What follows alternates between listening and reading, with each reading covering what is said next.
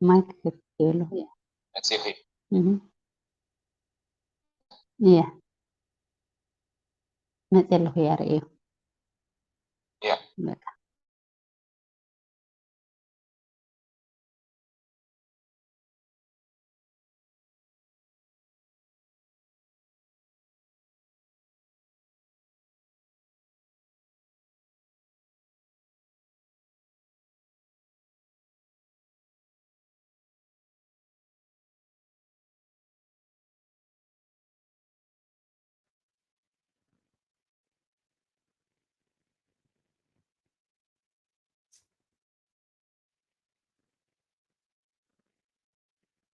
Halo, Dr. Mesir.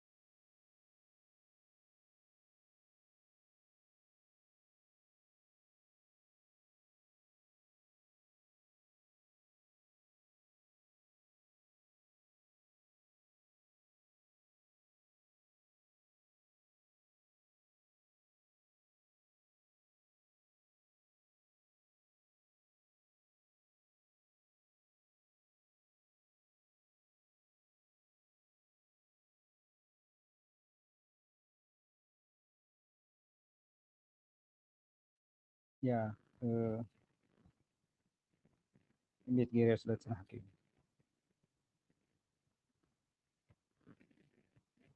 سمعنا لها؟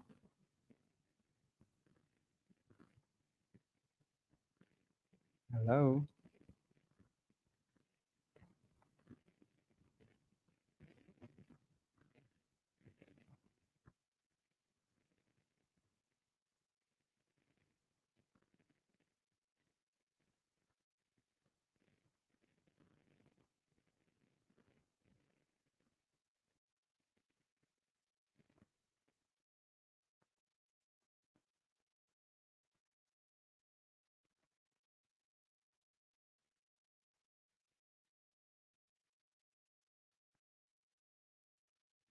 Dempsey يسمعن عنه.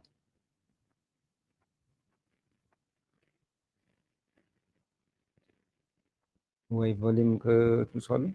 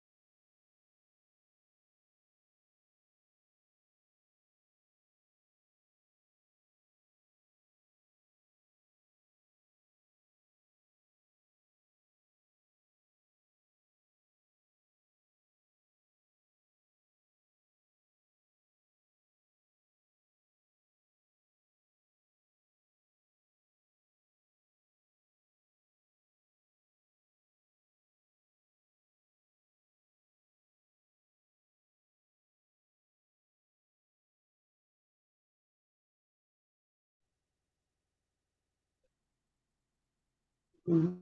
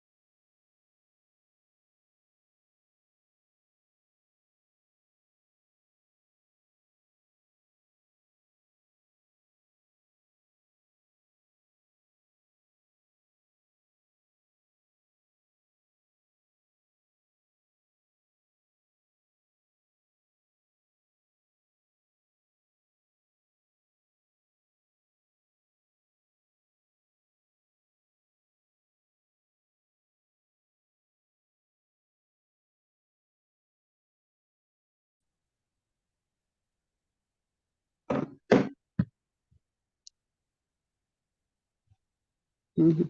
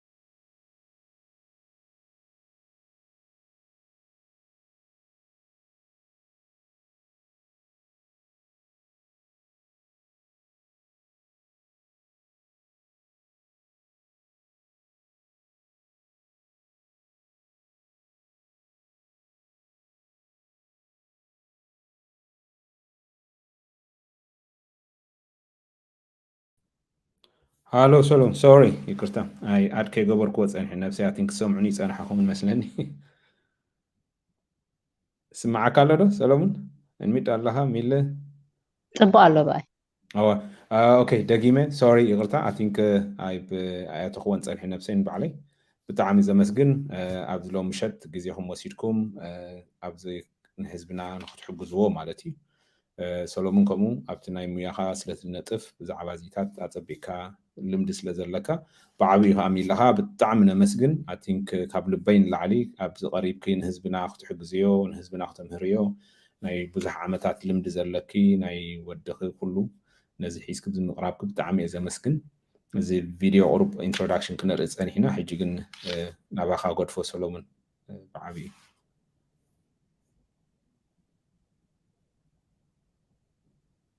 هيتسمعنا لها سلام يسمعنا ኣሎ نعم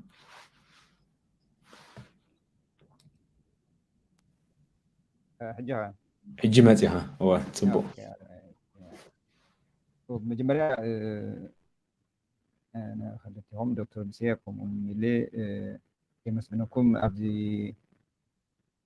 تأفف خوين زلون زي حبرت سنان زي علمنا أوتيزم ህዝቢ ኣኪብኩም ክትምህሩ ምፍታንኩም የመስግን ነዚ ኣነ ሰሎሞን ዮሃንስ በሃል ኣብዚ ሞያ እዚ ከዓ ማለት ኬር ኣሲስታንስ ኮይነ ንከባቢ 8 ዓመት ስራሕ ኩሉ ስራሕ እዩ ሕጂ ካብቲ ትምህርቲ ንላዕለስ ኣብቲ ንብስኻ ትገብሮም ብልምድን ብዙሕ ኣብ ምእላይ ናይ ዞም ከምዚ ዓይነት ፀገም ዘሎም ኣስተባሂለ ማለት ሕጂ ግን እቲ ንዓይ ዝያዳ ዝዛርበኒ ኣብዚ ናህና ሕብረተሰብ ዝያዳ ብምዃኑ ነዚ ከዓ ኣፍልጦ ስለዘይብልና ነዚ ኣፍልጦ ኣብ ሕብረተሰብና ብፍላይ ኣብዛ ከተማና ዝነብር ከምኡውን ካብዚ ወፃኢ ነዚ ተገንዚቡስ ከመይ ጌርና ዝሓሸ ህይወት ነዞም ቆልዑም ነዘን ስድራ ቤታት ኣስተምህሮ ንህብ እዩ ይህን ሚን ምባል ዝሓዝናዮ ፕሮግራም እዩ ሕጂ ብዙሕ ሰብ ብዛዕባ እዚ ይዛረብ እንጂ ሕጂ ክዛረብ ከሎ ምናልባት ኣብ ዘይተጨበጠ ወይ እውን ካብ ስምዒት ተበጊሱ ዝዛረቡ ነጥብታት ክህሉ ክእል እዩ ሕጂ ተን ንሕና ፎካስ ክንገብረለን ደልና ዘለና መሰረታዊ ጠንቁ እዚ እዩ እኳ እንተዘይተባሃለ ግን እንታይ እንታይ ምልክታት ክህብ ይኽእል ብኸመይ ከ ክንኣልዮ ንኽእል ክንኣልዮ ክብል ከለኹስ ነቶም ቆልዑት ይኹኑ ዋላ ነቶም ዓበይትስ እንታይ ዓይነት ክንክን ንገብረሎም ከም ተወሳኺ ከዓ ነቶም ስድራ ቤታት ከምዚ ዓይነት ፀገም ዘለዎም ደገፍ ስለ ዘድልዮም ነቲ ደገፍቲ ከዓ ናይቲ ሕብረተሰብ እዩ ሕጂ ሕብረተሰብ ከተንኩሐለካ ሕብረተሰብ ተዘይነቂሑ እዚ ሽግር እዚ ንኩልና እዩ ፀገም ዝኾነና ሕጂ ካብዚ ብምብጋስ ኢና ናብዚ ቀሪብና ዘለና ቢላካ ብጣዕሚ እየ ዘመስግነኪ እዚ ሃብታም ተመክሮኺ ነዚ ሕብረተሰብ ከካፍል ኢልኪ ኣብ ሎሚ ምሸት ምሳና ምቕራብኪ ብጣዕሚ ኣዝየ እየ ዘመስግነኪ እተን ካልኦት ከማን ከምኡ ፀገም ዘለዎን በዝናት ተተባቢዐን ሎሚ ምሸት እኳ ተዘይኮነ ኣብ ዝመፅእ ግዜ ምሳና ሓቢረን ክዋስኣ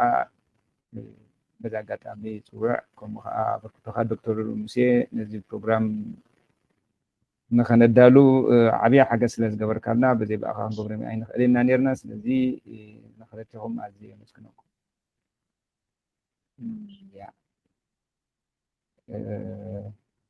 ሕጂ ብዛዕባ ኦቲዝም እንድሕር ክንዛረብ ክኢልና ኦቲዝም እንታይ እዩ ጠንቁ እዩ ዝሕቶ ሕጂ ጠንቁ ብዙሕ ነገራት ክኾን ይኽእል ግን እተን መሰረታዊት እየን ተባሂለን ዝጥቀስ ሓደ ጀኔቲክስ እዩ ካልኣይ ከዓ ኤንቫይሮንመንት እዩ እዚአን ክልተ እዚአን ከም ዓብ ነጥቢ ዘምፅዎን እዩ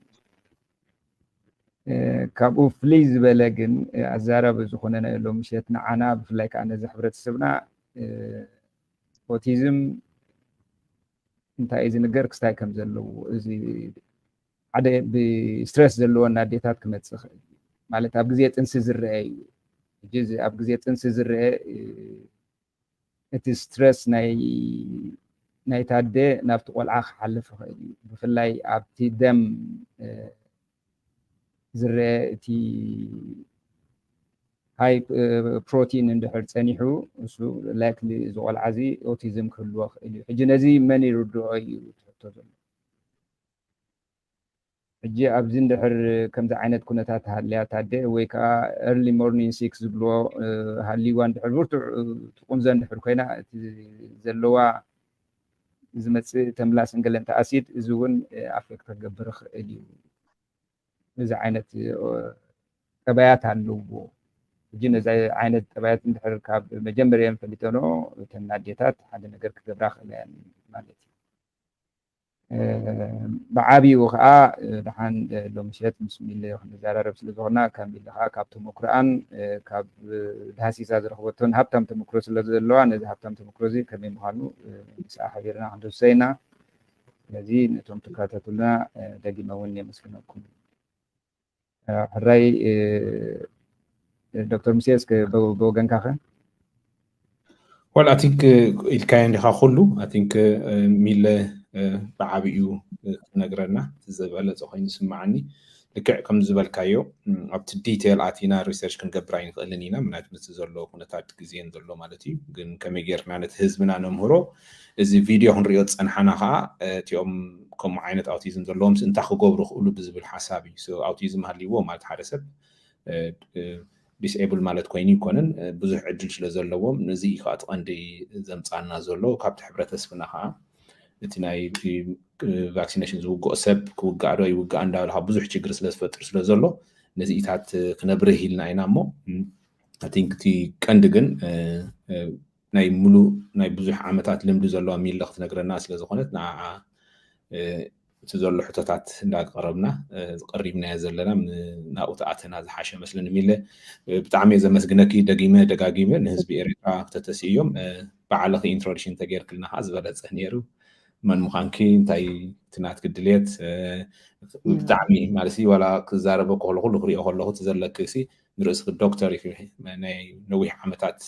لمدس لزلكي كم حدا نيري تراس مريح خي اخت هذا تخليه بزي زلو فيلد مالتي ثانك يو دكتور ثانك يو زعدل ስለዝሃብኩም እኔ ብጣዕሚ እየ ደመስግነኩም ማለት በዓልቲ ሞያ ይኮንኩን ግን ካብቲ ኣነ ዝሓለፍክዎ ተመክሮ ካብቲ ዘንበብክዎ ካብቲ ሽዑ ዝነበርክዎ እየ ከካፍል ማለት እዩ ብመልክዕ ማለሲ ብናይ ኣደ ነገር እየ ዘካፍል እምበረ በቲ ናይ ሕክምና ነገር ኣይኮንኩን ማለት እዩ ስመይ ምልእቲ እየ ዝበሃል ኣብ ዓዲ እንግሊዝ ካደ ነበር ማለት እዩ ዓዲ 4 ቆልዑቴ ምስ ሓዳረይ ከዓኒ ይነበር ማለት بتعم دس فيديو ملي حدي أبز وانزي إذا حمام زي أوتيزم عاد إنجليز كنريو خلنا أزيو في زبز حي ولا كابي أوروبا خمان أب حبرت سبنا خمية اللوت أبنتا أبز حجي أبز عاد إنجليز حدا كميتي كم زبلونا حفشة وقت خلاها كندي على مسلكي شو عتميتي شيء زخون أوتيزم زلهم اللو أبز عاد إنجليز مالي حجي بقربا أنا كابزريو أبزجن زي نبرة نحن قبل ما تبوز إحنا الرئيس لزلوس سخي كميتري أو كمي تبوز بروح نقدرنا تخد يوم قامنا بفلاي أنا كنت هيريو أبزناي تحت شوعات عمت مالتي أب شوعات عمتي بتعمي أبهزبنا كمستهاسي بقى بتعمي بقصرسي كابتم قالوا تحبرة سباسي بعد في كمستهاسنا يردني مالتي especially أبنا نقبلو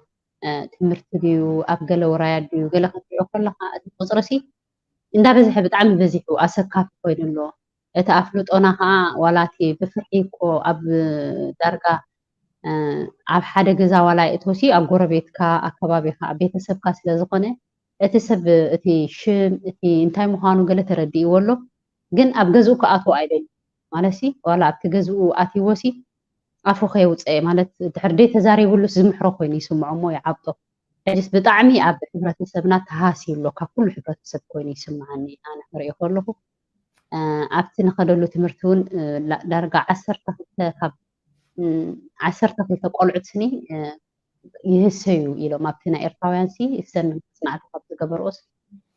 10 تقلت حدا خميت قلقون كله أبي إرتاوان كن مع 10 تقلت برسنت كم لهاسي بتزقبرو مصنعتي نجيرناني مالت حجس بطعمي بزو حالو إلي حاسب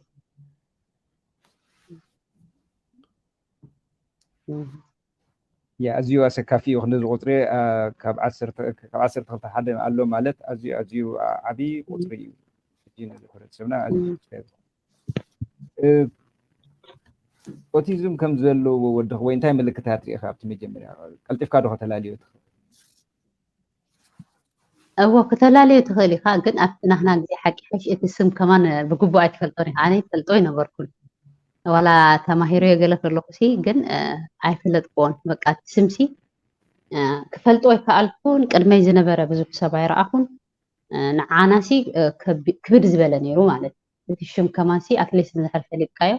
أبي إنترنت سيرش غير كان تاي فتو تاي تسألو كميات أمامتهم قال فلت تغلي ግን ንዓይ ሓደ ነገር ዝሓገዘኒ ካልኣይ ስለ ዝኾነ እቲ ዕቤት እቲ ኩሉ ነገር እቲ ቆልዓ ኣብቲ ዕድሚኡ ክበፅሖ ዝኽእል ስለ ደይበፅሖ ዝነበረ ሓሳብ ገይሩለይ ማለት እዩ ገለ ነገር ዝጎደለ ነገር ኣሎ ስለምንታይ ከምቲ ድግብኦ ከምቲ ሓዉ ደይኮነ ኢለ ኣብቲ ዕድሚኡ ሲ ምስቲ ዕድሚኡ ቸክ ገብሮ ከለኹ ከም ዕድሚኡ ስለ ዘይነበረ በቃ ገለ ነገር ኮይኑ ዝብል ካብ ንእሽትኡ ከሎሲ ግን እታ ኣውቲዝም ትብል ፈልጣ ኣይከኣልኩን እንታይ እዩ ሲ በቃ ኣባና ስለ ዘይነበረስ ከምኡ ይበልኩን ግን ገለ ነገር ሲ ኮይኑ ኣሎ ኢለ ሓሲበ ንዝረኸብኮ ሰብ ካይሓቶ ነይረ በቃ የርእዮ እንታይ ኮይኑ ገለ መለ ገሊኡ ይፈልጥ እዩ ግን ስለ ዝፈልጥ ከዓ እንታይ ገብረካ ከይሃሴት ካይሉስ እንዳፈለጠ ሰበል ዳሓኒ በቃ ብኣፍኬ ተውፅዮ በቃ ክብል ይብለካ ከምዚ ምሻሎ ዘይተርፈካ ከሎሲ በቃ የፀናናዓካ ደይከውን መፀናናዕ ማለት ስለዚ ሕጂ እቲ ብሕማቕ ባህሊ ኣሎ ኣባና እኽትብል ዘለኹ እወ ማለሲ እቲ ይጥላእካ ይፍተወካሲ ኣብቲ ኤርሊ ስቴጅ ኣብቲ ናይ መጀመርታ ክትነግሮ ከለካ እቲ ሰብ ዝነቕሓሉ ነቲ ዝውለድ ይነቕሓሉ ነቲ ዘሎ ከዓኒ ዋላ ከማ ነቲ ብድሕሪኡ ክወልድ ስኒ ኣትሊስት ጋብ ይገብረሉ ነቲ ሓደ ቁሩብ ግዜ ክቦ እቲ ናይ ሕርሲ ነገራት ኣብቲ ምጭንናቕ ዘሎ ምክንያቱ ናይቲ ቆልዓ ተረዲእዎ ከሎ ዝበዝሓ ኣብቲ ቀዳማይ ቆልዓ ቀልጢፈ ስለ ዝጠንሳ ሽዑታ ይኮና ይህሰያ ዋላ ክትነግረን ከለካ ከማ ነቲ ካልኣይ ክከላኸልኦ ብዝከኣላ ከይትነግረን ጥኑሳት ይፀንሓ ዝበዝሓ ማለት እዩ ሕጂ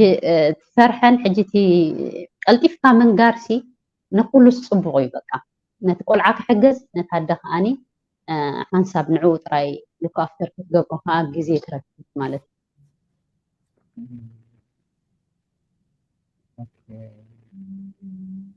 ዶክተር ሙሴ هو ፅቡቅ አይ ቲንክ ብጣዕሚ የመስግን ደጊመ አይ ቲንክ እቲ ናብዚ መጀመርታ ክእትወኒ ዝኽኣለ እዚ ከይዚ ነይሮም ዓርከይ ኤማ ሓቲቱኒ ማለት እዩ ወደይ እስከውግኦ ዶ ሓደ ዓመት ቀሪቡ ገለ ዝብል ብኡ እቲ ችግር መፅኡ ማለት እዩ ሕጂ እዚ ክትብልዮ ከለኹ ብጣዕሚ ደስ እዩ ዝብል ዘሎ ግን እቲ ኣብ ማህፀን ከሎ ኣብ ማህፀንኩ ከሎ ፍሉይ ዓይነት ስምዒት ነይሩክ ዶ ወይ ነይርዎ ዶ እቲ ቆልዓ ወይ መጀመርታ ምስ ተወልደኸ እንታይ ዓይነት ሳይን ክትርኢ ትኽእል ትቆልዓ ኣሎ ምክንያቱ እዚ ሕጂ እንታይ ኮይኑ ዘሎ ክሳብ ምዝራብ ስኢኑ ዓመት ክልተ ዓመት ዝፀንሑ ብንእሽሉ ከሎ ክርእይዎ ዝኽእሉ መገዲ ኣሎ ዶ ትቆልዓ ከመይ እንታይ ምዃኑ እወ ድሕሪ ተረዲእካ ክትፈልጦ ትኽእል ኢኻ ኣነ ይብል ማለት እዩ መጀመርታ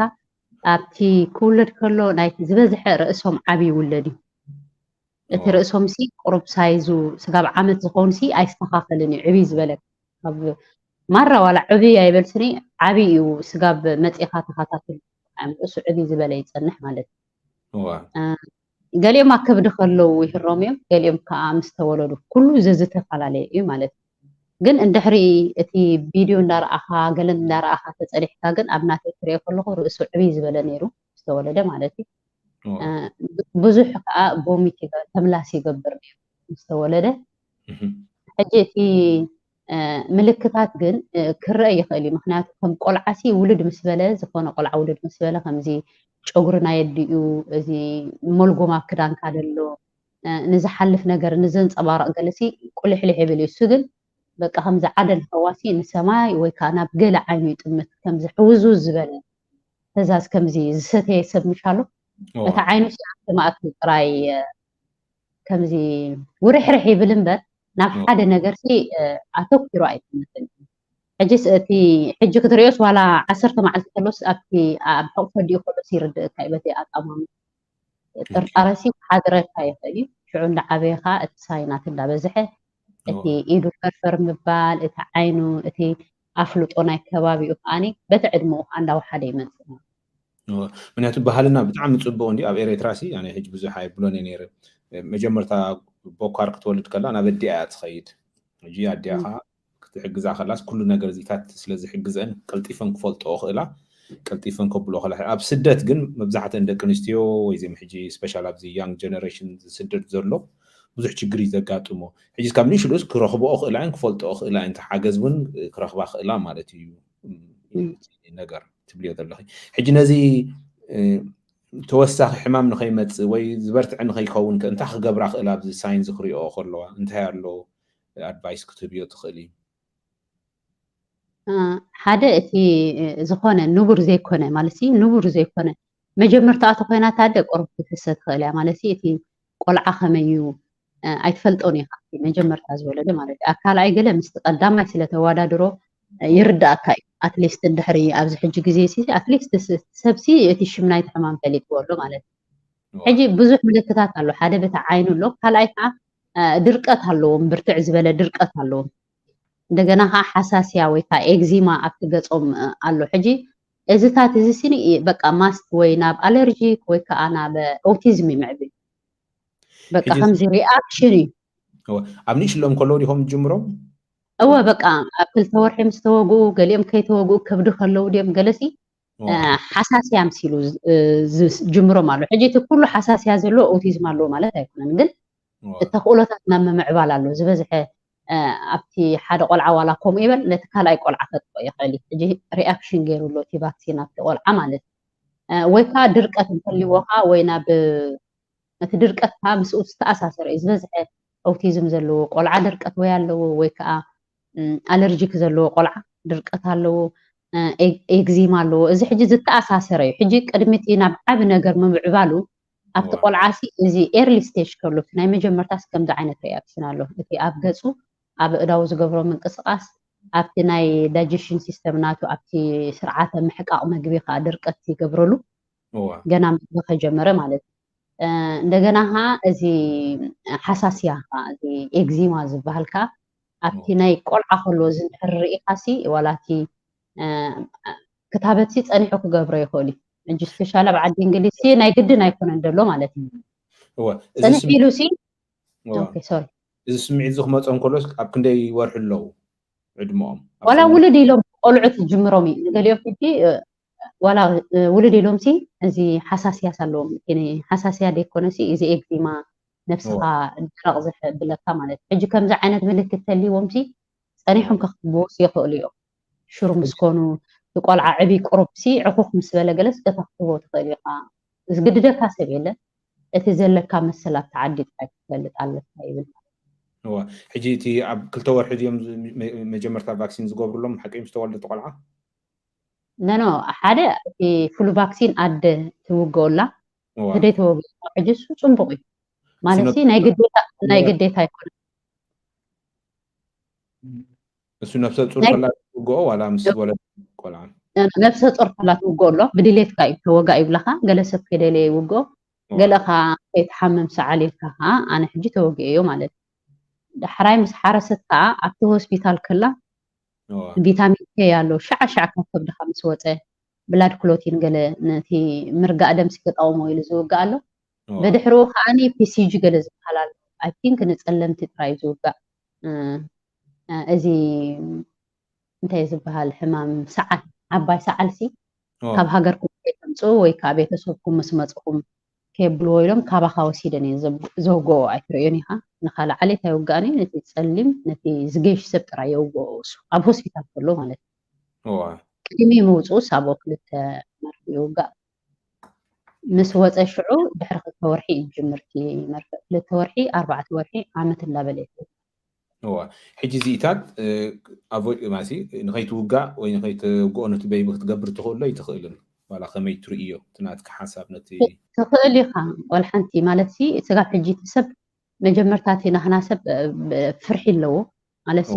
ናይ ግዴታ እዩ ዝመስሎ ግዴታ ኣይኮነን ደሎ ስጋብ ሕጂ ሲ ብመሰልካ በቃ ናትካ ከም ፈቓድካ እዩ ዘሎ ማለት እዩ ድሕሪ ሕጂ ፍርሒ ከም ዝብሎ ፀናሕኩሲ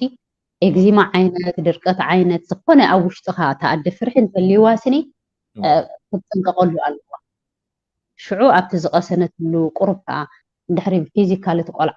عبيسي كتصور يخوني بالآن حج كابتن إيش تكلو كابتناتو عالم ولا حنتي كاب ددوسي كميز بالعالم تصنح وصيلو حدا نجر كتوقع خلاص قرب تصنح يخل بفلاي تستطع فاميلسي كتنقغل له يبل أنا مالك صبو حجي بزعبا تمغبي الكنيركي مالت تصبا خبدي زوسدو مالتي شعوديتي تملاس زمصو ولا خمي نيرو ابناي ودخي هو قاليو ازي سبيشالي أكبد خلو نحري حجي أنا حجي أكبد خلو في زوسد كفلو أبيلو زبل مالتي تنكي فو حجي أكبد خلو نحري تقول عتا تنكي فو أنا وصل كلو سي كله زبل مالتي حجي سبرتو تملاس نيرو تملاس كا بزتو متأنسي ندابرت عيفين نيرو أبتي نفسو خابستو أو أتي نفسي بزح إكزيما لا جبر يخيل نيرو مالتي تملاس كا معرو ديقوار تملاس نيرو سقاب عمت اوكي حجيتي مغبتو انت عينت مغب نيرو صبادي ولا خال عينتي كابت سخي زبلكيو نو صبات بعد ترايدي صب نيرو ولا حنت ايتوسخ سقاب شو ام نفس ورصور كل خص تسخت وسديو صباسي نعو افكت غبرو لو أنا صباناي أزي إنسساي لست نيرن صبادة أجي قلت حراي قلت هذا حكيمي لني بإفراز حكيمي مالتي في صبات أبادسي الساتن ساتات يوصلوا أموكسيلين كابزخون حمام زكالا خللن وكانتي صباس مورك بزحسي أموكسيلين سلازوسدا التاد صبا أنا سلست نوركو أنا ستهو صباسي نتقولعتي أموكسيلين بو حالفس كبلو كملسو سدوا بليلن مالتي كم زي أدفايس مالتي تعدو مسكون كوت تملاس كأدويلو كم تزبولو سلك تعطينو مالتي أبزي تمهرن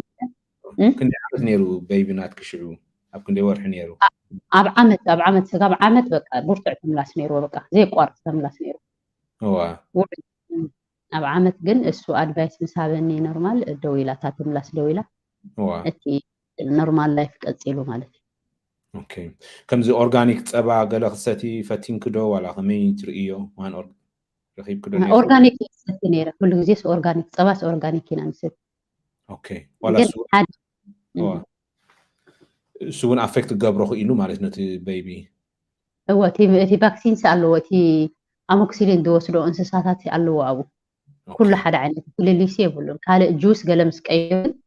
بقى انا سيتيو مسقيركو تقولعها ملاس كدي حجي زي عبت مرتي ان رسنت يوم تسمعنا زلهم وين تي قال معلت ريون زيو تمغب توسدو وي توسدو تتصبا اب ابا اي ثينك مبزحت انتن كفتي فيتامينز وسدا من تقلطيفن صبا بزح نخبون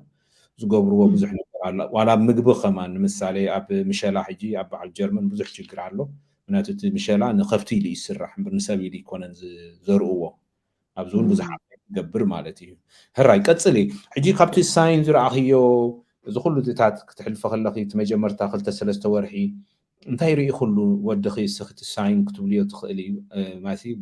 كي دل خلص كوف كبل خل نيردو تناتو البالانس كما يحلو كوف كبل كله كم قول عامة قال يوم تررت يوم بتعمي اكستريم تررت يوم قلعت مالتي ايتم او دلهم بتعمي تررت يوم اكايدهم بقى يودقون يوم تررت يوم بتعمي نحنا جن بتعمي تملاس نيرو حمام كانيرو بتعمي ازني رخصي ناي افلبي نا ازني يقبر نيرو بس تخطبوسي حمم نيرو بتعمي مالت اب هوسبيتال بزح افلي وص نيرو اتي ناتو افلطو جن دحان نيرو كمزي رؤس خانني قالو جلسي صبق نيرو مالتي قرب سي دحان نيرو جن ببت توقو غزي اتي ناتو افلطو اندات نيرو مالت اندات فخيدوا باون دحريت انداد خمن خيدو مالتي انداد عامت بس بلغن تقلالو اتي افلطوس لكع كمزنا انسسا كوين بكا ولا ابو يفلط اد كوين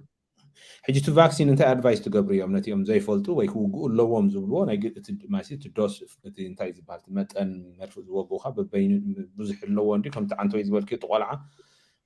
كسامعون ايكلن ويتنانا جينيتيكون كسامع عنا ايكلن منات ريسيرش غير نيره بزعبا زيتات قرب كما يتشجر زبل ولا بسومال ون تشجر الله زي اب امريكا حجي مدحاني دي زبزح زلو ولا خمي مسلكي وي كتفلاليو تخلو كم زوج وحجي كم زوج ويل كاخت حتم تخلو ولا خمي مسلكي أبتقول توارحت هو يقبروا الكائن والحنت السقاط راي سيريس كون كاي يكتبوني كن انت الكايوم يفلالي الكائن حجي بزحي كمدلو أتفلتوني هابناتو أو حنت سترينغاس كله حوسوني عند صنحة حجي أنا تي أقدم دقيسي حنتي وكلتا توقع وما كنت سلفهم يمثلنا نيرو فلالي أو مسبل قايم كن اتناي كلتا ورحسي سقاب عامة يزبط صح فحم سبولو أوكي حجي مرة يجي وصل ولا نعان ورح مثلا سلشون بحساب يمزقبرو مالت تناي 4 ورح خاخم 4 حموش ورح يوصل ورح مسقبرو حجي تحرز زي سلشو تسب مقولل كاي اليوم أنا ها أبكي اتكخت بيت بلا سبسني تعرف فلالي ستي حاسياسي وحد يكوني لي حاسب مخناتو بحساب دوس كتوصلون بيبي يدلو بينو كتوصلون سي حدا يكون ولا نتقول عازل لو رياكشن مالت هو حجي حنسب حجري تنكينا لنا مجبو خون خيل من انت امزولو زعدي انفايرمنت زلخا بوتا انديم زولو ولا خا مجبي ولا خا لايف ستايل كات هيوتنا نوبرو ستريس كخمي تريو مستماسي حجي اريتران زلنا ستريس بوزحي سبيشال دكنستيو كان حدا بوتا انا حدا بوتا باي ساعه تمص اب عدي زلو چغرون ماسي دكنستيو بوزح تصعنو لكن كاب ود تبعتاين اللي إذا أفكت جبر خلدو كميتر إياه كم تاخد جبر ولا بجزء نفسه تصورش نفسها ريلاكس تجبر دي ولا عن تحساس بعادي كله سي كميتر إياه أنت هيك جبر على اللوت بلي أوكي استرسني بتعمي على تي حبرة سبسني كاب هاجر وسلز متى كله زقات مو دحراب زخا كمد مس متك تنيسا ولا كتجبر نتي زمت فاميلي مالس دي تزاربول ولا كهلو يخل صغطي مالتي حجيت كل منابابرو كمتي مستي سدتنياتات مخاناسي نعدس بزح صقمات اللوا قاليو تزاربول تخل قاليو اتسكيفا ولا ستفل تخل مستي ادي اقل زي بولو تنيسات ودلا حجيتي باكسين كون ما نقول سب كمان كو ايكون زغد ግን እስኻ ድሕሪ ተጨኒቅ ኣለኻ እቲ ስትረስ ለበል ናትካ ላዕሊ ተኮይኑሲ እቲ ደምካ ኣብቲ ደምካ ደሎ ማለት እዩ ወላ ብዙሕ ደም ወላ ገለ ክመፅእ ከሎሲ ብጭንቀት ብገለ እዩ ዝመፅእ ሕጂ ኣብቲ ዝተጨነቐ ሰብስኒ እቲ ቫክሲን ምስ መፀሲ ሪኣክሽን ክገብር ይኽእል እዩ ኣነ ይሓስብ ማለት ቀንዲስ ጠንቂ ክኸውን ይኽእል እዩ ድሕሪ ኖርማል ዝተረጋግእ ታደ ገለ ኮይናሲ ክውሕድ ይኽእል እዩ ምክንያቱ እቲ ቫክሲን ሲ ነቲ ሕማቕ ዘሎ ሰብ ከማን ከጥቅዖ ይኽእል ይኸውን የጋንኖ ኸውን ሕጂ ከም ሕብረተሰብ ሲ ኣብቲ ናይ ጥንሲስ በቃ ዝተኻእለ ታደ ሆርሞና ስለ ዝቕየር ሕርቕ ትብል እቲ ምስቲ ዝተፈላለየ ቦታ ዝተፈላለየ መጀመርኣ ነገር ኩሉ ነገር እዩ ዝቕየር ማለት ሕጂ ዝተኻእለ ኣቦ ሲ ሓላፍነት ማለት ሲ እቲ ናታ ኩነታት ተረዲኡስ ቁሩብ ንነገራት ሲ ክሕግዛ ከም ዘለዉ ወላ ቆልዓ ኣይሃለዎም ወላ መጀመርታ ይኹን ሲ በቃ እቲ ናይ ለውጢ ምቅይያር ከም ዘሎ ተረዲእዎ ሲ ብዝተኻእለ መጠንስ ክከናኸና ከም ዘለዉ ምክንያቱ ንእሽተይ ነገር ሲ ዋላ ዘይትነግሮ ብዙሕ ክህሊ ይኽእል እዩ የብሉን ኢና ግን ትግበረላ ወይ ከዓ ሓደ መፂ ክትገብር ገለ ትደሊ ትኸውን ግን ኣብ ውሽጢ ኣሎ እቲ ስትረስ ሲ ዘይትነግሮ ነገር ክህሉ ይኽእል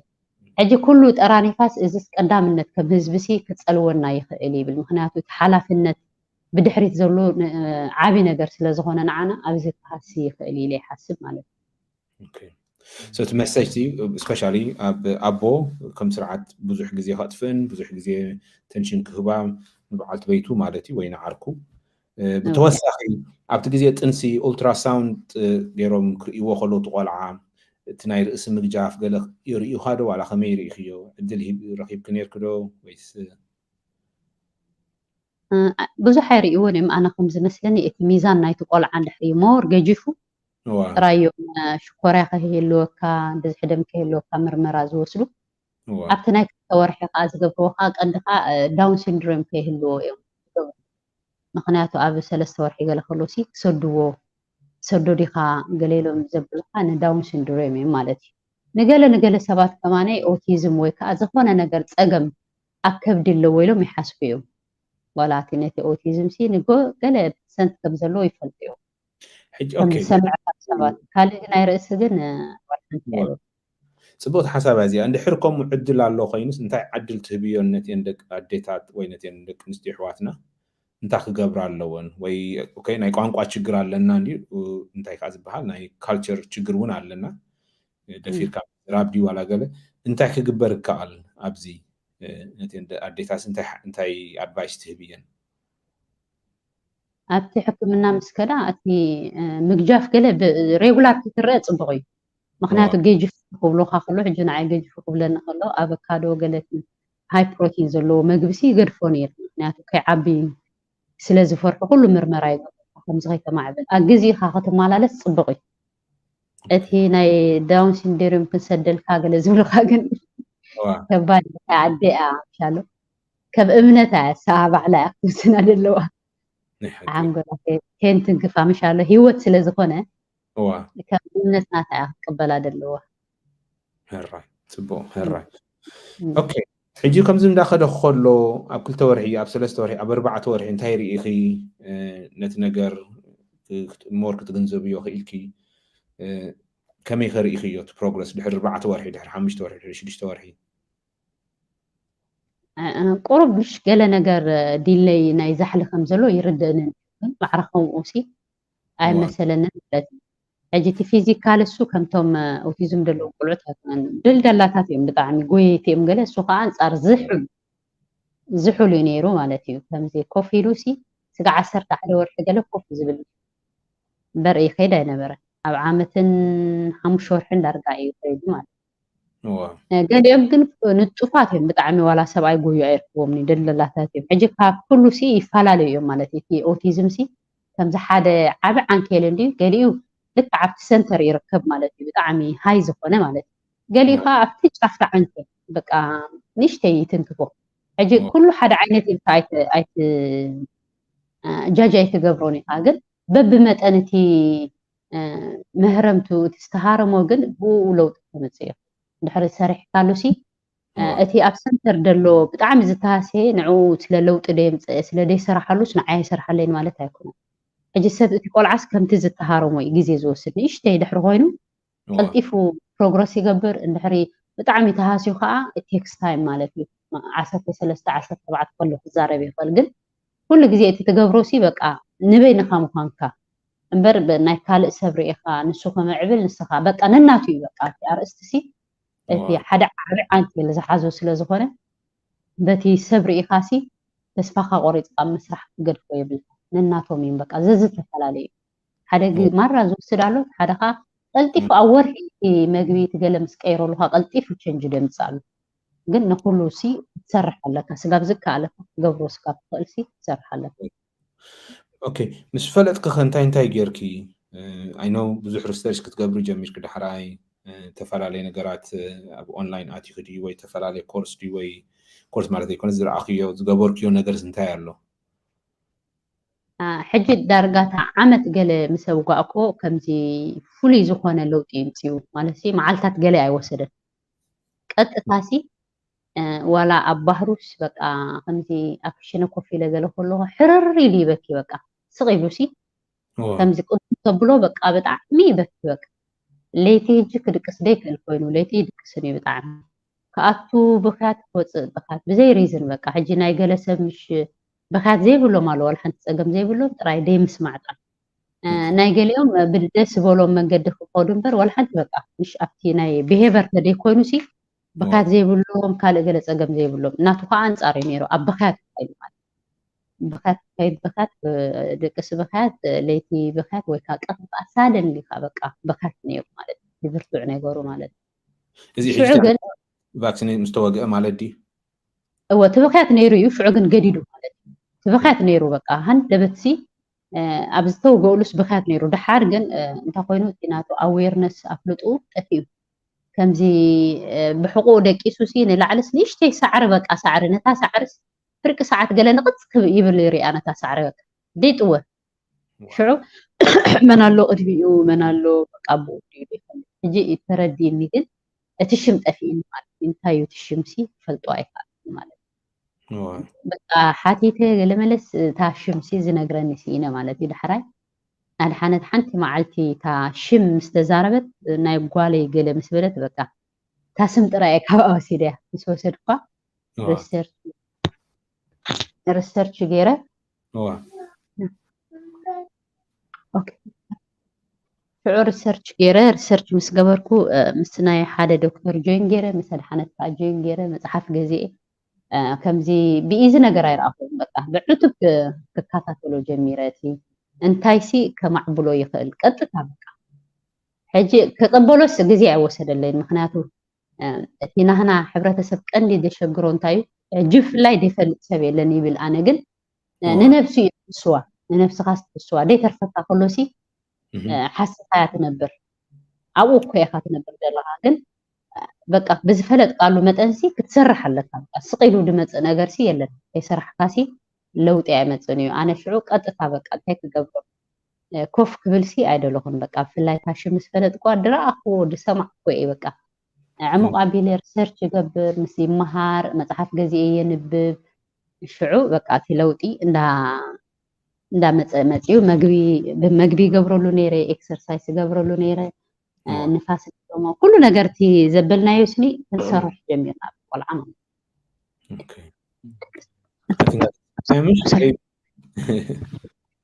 ሶሪ على تدقسيه كدنا انا امم قاعد اسمي دامت هو بتعمي ثانك يو اي ثينك استخدت تراي دي كونكس ولا ذا هول فاميلي يو حاجه زهب زلو حجي اي ثينك زي حدا خاوي قليل ነገር ከም ዘይኮነ ርዳኣና ግን ከመይ ገር ማኔጅ ገርክዮ እቲ ለይት እንዳተስኦ ከሎ ድቃስ ክስኡ ንከለኹም ከመይ ገርኪ ስትረስ ነቶም ካልኦት ቆልዑት ክትሕዚ ክኢልኪ እዚ ኢኻ ሓደ ኣምፂና ዘሎ እንታይ ክግበር ከኣል እንታይ ከገርኪ ምስ ኩሉ ችግራት ሓጋሕሽ ብጣዕሚ እዩ ከምዚ ከምኡ ዓይነት ቆልዓ ደለዎ ፋሚሊ ሲ ብጣዕሚ ከቢድ ናብራ ዝነብር ምክንያቱ ኩሉ ግዜ ሲ ሰላም የብሎምን በቃ ብጣዕሚ እዮም ዝርበሹ ምክንያቱ አንጻር ይደስራም ኩሉ ግዜ አንጻር ዝበልካዮ ከምዚ ብዕላማ አንጻርካ ዝተስእሰብ አንጻር ዋን ሚኒት ሶሪ ሰሎሞን ከመይ ትሪኦ ካብቲ ስኻ ትፈልጦ ሶሪ ሕጂ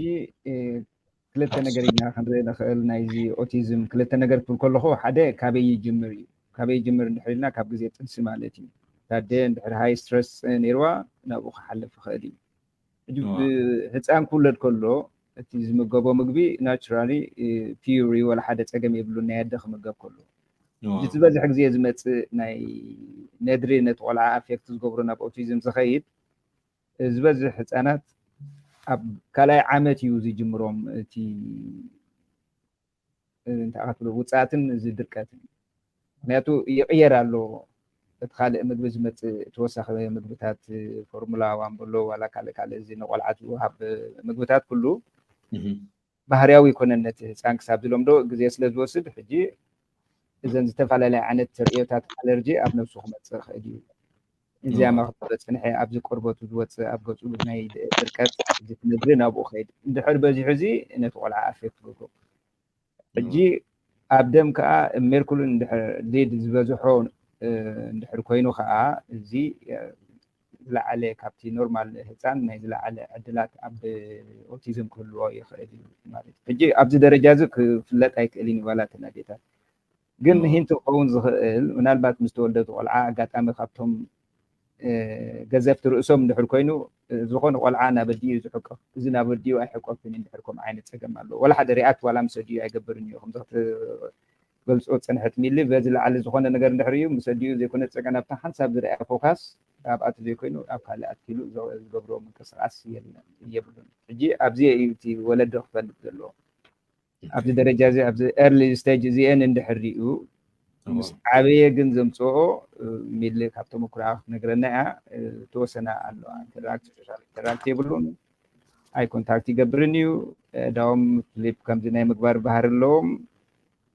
ምሰብ ኣይፃወቱ ምሰብ ጆይን ኣይገብሩን በይኖም ክፃወቱ ደልዩ ዝሓዝዋ ባምቡላ ድያ ዋላ ዝኾነ ተወይስ እንዳሒዞም ካብኡ ላዕሊ ክኸዱ ኣይደልን እዮም እቶም ህፃናት ሕጂ ኣብዚ እንተን እቲ ወለዲ ከፅንዕዎ ዘለዎም ቆልዓ ናብ እንታይ ዓይነት ሪኣክት ትገብር ከም ዘሎ ካብኡ ሓሊፉ ኣብዚ ናይ ክታበት እንድሕር መፂና ሚለ ካብቲ ዝረኣያቶ ሕጂ ዘኽተበቶምን ዘይኽተበቶምን ቆልዑት ኣለዋ እንታይ ለውጢ ምፅኦም ሕጂ ኣለዎ ዶ ለውጢ ኣብ ደቅኻ ካብ ዝረኣኽዮም እቶም ዝተኸትቡ ኣለዉ ዘይተኸትቡ ኣለዉ ድዮም ፈላሊኸስ ከንገርና ፍልይ ኣለዎ ብጣዕሚ ፍልይ ኣለዎ ኣብቶም ቆልዑት ትሪኦ ከለኻ أتي زتخاتبة أتي سلت فرح شعو كله اللي خاتخاتات لهم ولا كل إخاب عين مرفق تحلفهم مالت حاجة تم زتخاتبوا بتعمي حموني رم بتعمي هوسبيتال سي بتعمي نحلفنا يو بتم زتخاتبوا مالت بتم لي تخاتبوا جن أحموني فتصيبهم يحموني ولا سعالك متكلوسي أتي يوم زتخاتبوا زي كلت ترمز قال فراسيتامول يبدوس أتيهم جن عفف يدي نورمال زقدكم جانا انتهي كما يكون يسمع عنسي أتي نتي إيمينو سيستم ناتكا سي نتي ناتكا تتصورنت زكالا خلال كازلوتي أنت بودي أبنفس ناسي نعوس زخونة حاجة كتبوا خلقها السرح زقارت كوي يسمع عني بزيادة الدكتور الأمبريا بدي سرحنا خينات عجز زخونة سابليمنتاري توصل خلقها سي تناتكا إيمينو سيستم سي بحاجز لميلو سي نورمال سرحو زي سرح كوي يسمع عني عجزاتهم نورمال نزخونه سي تنا أنت بودي نورمال يوز نزخونه حمام سي نورمال يز تصوروا ساتهم جن كتصوروا أيكل بتعمل تزوجوا مدهانيت رياكت قبرالو حجي ناتو قطعي ألرجيزم ولا حجي إنسبك عزيز تبعلو انت قالوا مسلك ألرجي حجي تفلالي عينة ألرجي له من البات زنها حورت سبنة تانيين قاوحو قل سمع خون بر ناي قرب عنه ناي سعر له زتاتو نابق متكنتو لنا زتات حجي قطعة فتر الله ميتون قولوا مثلاي كزاربوس لذي كلو نتو قطعة كساقو خوي كلنيم كنقول هاي كلنيم أب دركات كأخمتهم كله نتدركات انتهي مقبي مسبالي عي دركات قبرو اللي زلو خا أب مستبهال نتقول عاخد اللي زلو تقام قن كزارب ترايم زدليو جي سلدي تزارب امبر انتايو نابز درجة زي أبسحي وقن أفلتو وحدنا خوي يسمعنا حميتري يوصل هو أنا بحكي تقدميتي تلاسي كمزي بقى ولا خمزي عدل هواي زارب سي زربات رايح مش تي ناتو السوشيال سكيل تي مروسي كما مش دحري كل سب زارب سي كل سب يستوعب كل سب كل سرح يسرح مالتها زارب كلوس مفريو مأتو يدفلت سبالو حجي كان محر تي بهجيجن بقى ولا تماما تبل قالسي بتعمي خاطر تمام ما يلوسي كتصوعك كمان معرخ نديا تأدسي ماما تبل دمتي كابتو لا راح تسمع تبهق مالتي حجي زربات راي زدلي تزربا امبر بدحرو بااتنا تزرباس بافلط اولو يوصولو نابتي بقوع ملأخت بيزا محلالف زلو قال مل دحريخات اسو مخناتو اتيم حاستو سحقوم الجمرو اتي سوم كالي ابلوس وكالي تزرب كله ابت مجمرتا كن كمزاز بالكابه زعبا زربا ولا حجي كماني انتي مصحف زنبب كواسي زرباس ناي موداتا مقانيد كمز براميد ناي ابراهام ماسلو مشالو براميد ناي سايكولوجي قال حجي اتي بت مجمرتاسي اتنات سوشيال سكيل تأفلطو كعرلو دحرو تكبابيو كصنع تقلت زرباس ناي موداتا انت خويني صبوي حراي برديتن بأفلطون يزارب مالتي حجي تزربا نحنا كن انصارو إنا نبل ولا بتي ناي ترابي قالت كير كلها معنا ترابي انجلسي متى أبتا مجرش سافتا فرنا عسني زي زربات مزق حجي زرباس مجرش شاي كودي لي مالتي تأفلطوم سمتن أو موصع بقى بكبابي كله مسفلته تايتبلو لها بصح ملسو سودو قال كله رايت هنا نجر مسبله دحري كزارب دلو نحنا كن بانصاري اي تزاربت كمزي كتسرحت اني حلالي تزاربت التي افلطو تملي لايو قال ملسي بقى واقعين نتا زربات راينا نحو مالت اوكي انتي تطعنو نيروكي كابت حبرتسب كاب ازمات ديو كاب محازو ديو مجمر تقول عم تولد منات اب عدناش بزح كستاي كونن زي غلوص ايكونن انا كوي بزح تفلطو ነገር يبلن ግን كريو خلقو انتي ችግር አጋጢሙኪ ተሐራይ ከዓ እቲ ኣብቲ ዘሕለፍክዮ ችግራት እንታይ ምስቲ ናይ ሰብ ምናቱ ኣብቲ ኮሚኒቲስ እንታይ ዓይነት ሪፍሌክት ገይሩ انا كو حق زربا كبي كيبلني قال ملاي مالسي ولا انا كم كحلف كلكم زقونه سبيت نغرو كابكم محر مالت حجي كيبلني كيزاربني كم زلو كبلني قال ملسي كم ولا حنتي زسمعنا نغير يلن نقول سبسي حاتتني زي كونس كي حاتتني خلي زنقرو من تانك مهاري له مالتي أجينا عاي والحين تسمعني نقر تي مخانو خمو يسمعني بيرسونالي مالتي كاب سب زنقر كايو متأنسي يحجزك ولا تي أي تمهرن سي فوسلو التي زهبك مخرسي كاب تحبرة سبعون بزح انتاش ميقا يدنقز الكايو دحرايكا كابوسي بزح نقر يقاط صنبو ترتب مبر حما عاي ترتبني خايلي حاسب حدث حبرة سبعي مهار سناي نقر يقاط حاسب دلخاتي آباي زكونسي أباهم يكون تتنقلوا قلت لك أتليست ولا عسرت ستزارب كيف حدا سب وشتو حديرو كخيدي خير أجينا عين بناي سب تسعنو ولا حدا بالليل مخناتوس كم مهار اللوي لي حسب نيره ولا يبلني أجي تسعنو لون أتي قال سبري أقول له جن أب ناي سبيش ترابي قال رخوا خلوا أنا عخان مش مقللي لنقله رخيب يعني أي تبالي بخا معرفة ندي تصاطكم زقبر للسباحين أو بحسب مسترخب كاسي نمشون رخيبة يعني ري أجرى يوتي بعلات نبرو خلا سي تقال سب كيف الأزب التصاص بطعمي قليل نجر كم ديكونه يحبوا بقى حجتي بعل خدا نبر كايو سي تسب كيف لني بعل خادم صحيو نجر يلا فهمتنا عدنا أمريتو كم زلوا كم زي يقولوني لزوا سبب كان نجر يكون حجز بستزارب قالوا نحبرة سب كاسي حاجة زالو بقى ولا عبي نجرين جركا بقى تزفلتو مشو مخالو كأتليست مسكال إسب كونك جبركاي مشو مخاهم تشجير مالو ود مشو مخالو يلوسي كم حبا قصلوس حبا أفوسي بالأنا حبا يبالكان ولا نعخا خماني كتزاربو له كلها تعاقرون كلها وشتوسي كم زي عقار ما يمشالو تحر تعاقيرو في ساعات جرمس قليل قبل عجوالا نعخا بحمكا مسكال تزارب كاجل مورالي هبكا ولا دي فلتي مورال هبكا ብዙሕ ነገር ኣነ ሕጂ እዚ ናይ ደርቀትሲ ብመድሃኒት እዩ ዝኸይድ ነይሩ ወደይ ለትሰይ ማለት እዩ መድሃኒት ከምዚ ኦአርኤስ ዓይነት እዮም ዝህቦ መዓልታዊ እሱ ክትህቦ ኣለካ ክሸይ ፀሊዮ በቃ መድሃኒት ሲ በቃ ደስ ኣይበለንን በቃ ብምንታይ የደው ዘብላ እዚኣ መድሃኒት ስደው ክትብል ኣለዋ ኢለ ማለት እዩ ሽዑ ወደይ ኮ ንዝረኸብኮ እየ ዝዛረቦ ማለት እዩ ሽዑ ምስ ተዛረብኮ ከምዚ ዓይነት ጁስ ኣሎ ፕሩኒ ዝበሃል ፀሊም ጁስ تمر زمسل سوستيو معلتاوي لهن تمزخو بقى مدهاني دويلو بقى كاب ديتا مهرسه بيكو حجي ديتا مهرسه تنعقو سايفن كل سبسي صبق ነገር አለው ጽብቅ አፍልጥሎ ሲ በዝበል ካሉ መጠንስ ትረክብ ይኻ በጻዕዳ ድሕ ቀሪብካ ሕጂስ ካብቲ ህዝብናሲ ካብኡ ረኺበስ እቲ መድሃኒት ደው አቢለ ተፈዊሱ ናይ ደርቀት ነገር ሲ ደው ይልለይ ማለት በዚህ ሽግር በቃ መድሃኒት ደው ይሉ ቀሲነ ሕጂስ قصلها حبي قبل كان يدبل ማለት حقي I think حبا قصلو حبا فوسو بلو بتكرينيا I think أنا أنت حجهم زول زلهم مجمرتاس بزح تشجيركي ولا تشوم كمان أي فرقتكيون ولا ريسيرش كتقبل ديو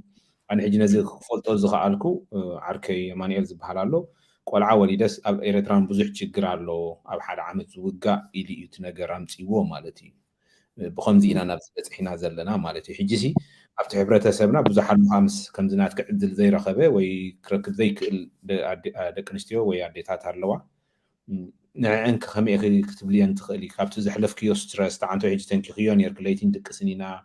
ብዙሕ ችግር ነይርዎ ትብሉ ነርኪ ከመይ ጌርክ ባላንስ ትገብርዮ ምስቲ ናይትዮም ካልኦት ደቅኺ ንዖም ትምህርቲ ንክኸዱ ንስኹም በዓል ቤትኩም ከመይ ጌርክ ሓዲፍክዮ እዚ ካብ ቁርብ ኣብኡኻ ሓገዝ ተሃብክና ከመይ ይመስለኪ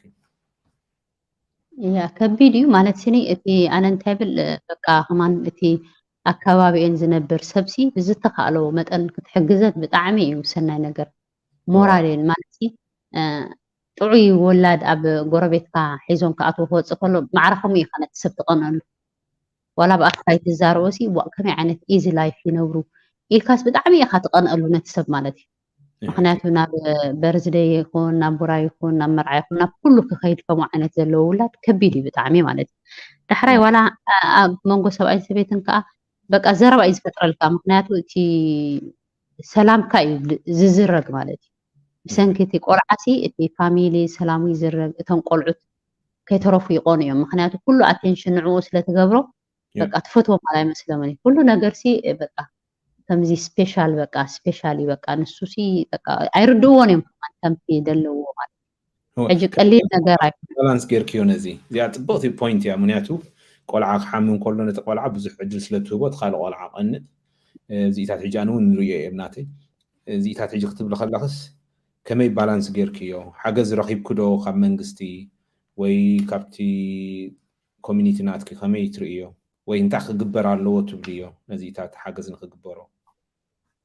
أنا كو أب إيرلي ستيج أبتي ناي مجمرتا كزي سل زجمركو ودي أب سكولي نيرو السو أب جزاي زوعل نيرو والحنتي تشجرسي وحولي نيرو مالت قلتي كسل زتردني تكسرح نعوسي مولو جزي نيرن مالت نعوس كل يبصحوت شدش ساعات سي زدلخو كبر نعو يخل وسيدا من طري أبتحي يخمت أجزاء إكسرسايز كسرخو مجبو كسرخو جلسي حجيزني مالتي حجي أتي ناي منقص حاجز كانيرو سبيش ترابي أتي قندي أتي حاجز بلو أنا أبونا دنسر هو يلو تدمت ناي منقص حاجزي ناي جنز فاينانشال حاجز كهوني خل لجنا خاطر أتي سبيش ترابي نعيس هذا ناي ساعات كيركم أتأخو قليل أجي أتي زبالة أجن أتي أبونا دنسي بقى السالو تخدم تصبيون السوق زي كنا سكلتي أم بحنسب كوينومسي كل جزيس كمزي فوسي دا يبلو نجر أنا هابزي نجر زتمهار كوسي بقى فوسي دا يبلو نجر كم ديلي تماهيرة بقى فوسي سي كله سي فوسي لو بقى مش إذا حمام زي فوسي يقول لنجلته بزيدة لهايو متأنسي بقى دي فوس تجزي ممكن يوسد يخون قال يقرأ قال يروح كن فوسي دا يبلو نجر سيلن بزيد أحر كايو متأن تسفق بزي قرص قامت أنسي سرت بزي قبر كايو سي فوسي سي ركبي بقى حجي سبورت بجاكا سبورت غنت عينت اكتيفيتي غير كله تمز مساج دي وين انتهى لو خبتي ديتا اسك قبل كي نازا حقوزو ابتي فيزيكال دي ولا مينتالي كمي غير انت غير كي ابتي فيزيكالي ابتي ناي اكلاو منقصاص نبر كابزي سريدل كان بركو ناي برين بالانس اكسرسايز بال ابتي ناي يوتيوب سامبل تسددول ادفرتايز نعن رئي دسرخو نيره برق ساعات وجل أم عالتي مالتي. كان عيتا أتي أما جاجبها جلوتون فريسي.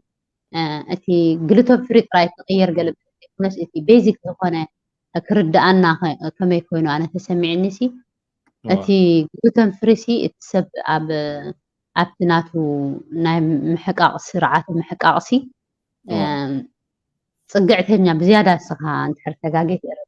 أنا خاف دم بفوي كنت نتكيف التوني مالتي. هجي أتي جات ناتوتي نايتي سب نايتي قلعة محققسي أبوسي باراسايت هاللو صقعتني تاتكينهم زنبرو حاساقو جن نعنا يقولون أنيم أي تقومون أنيم كامالتي هجي أتي أم فاكسين أتي سب فاكسين مستوجع قد تاسي نتهم صقعتني كوينهم أب مليونات كوينهم أب زنبرو نعو مو يحرمو شعو أتي أم باراسايت ناتنا هنا بلاد استركابتي نتي جات نتنا هنا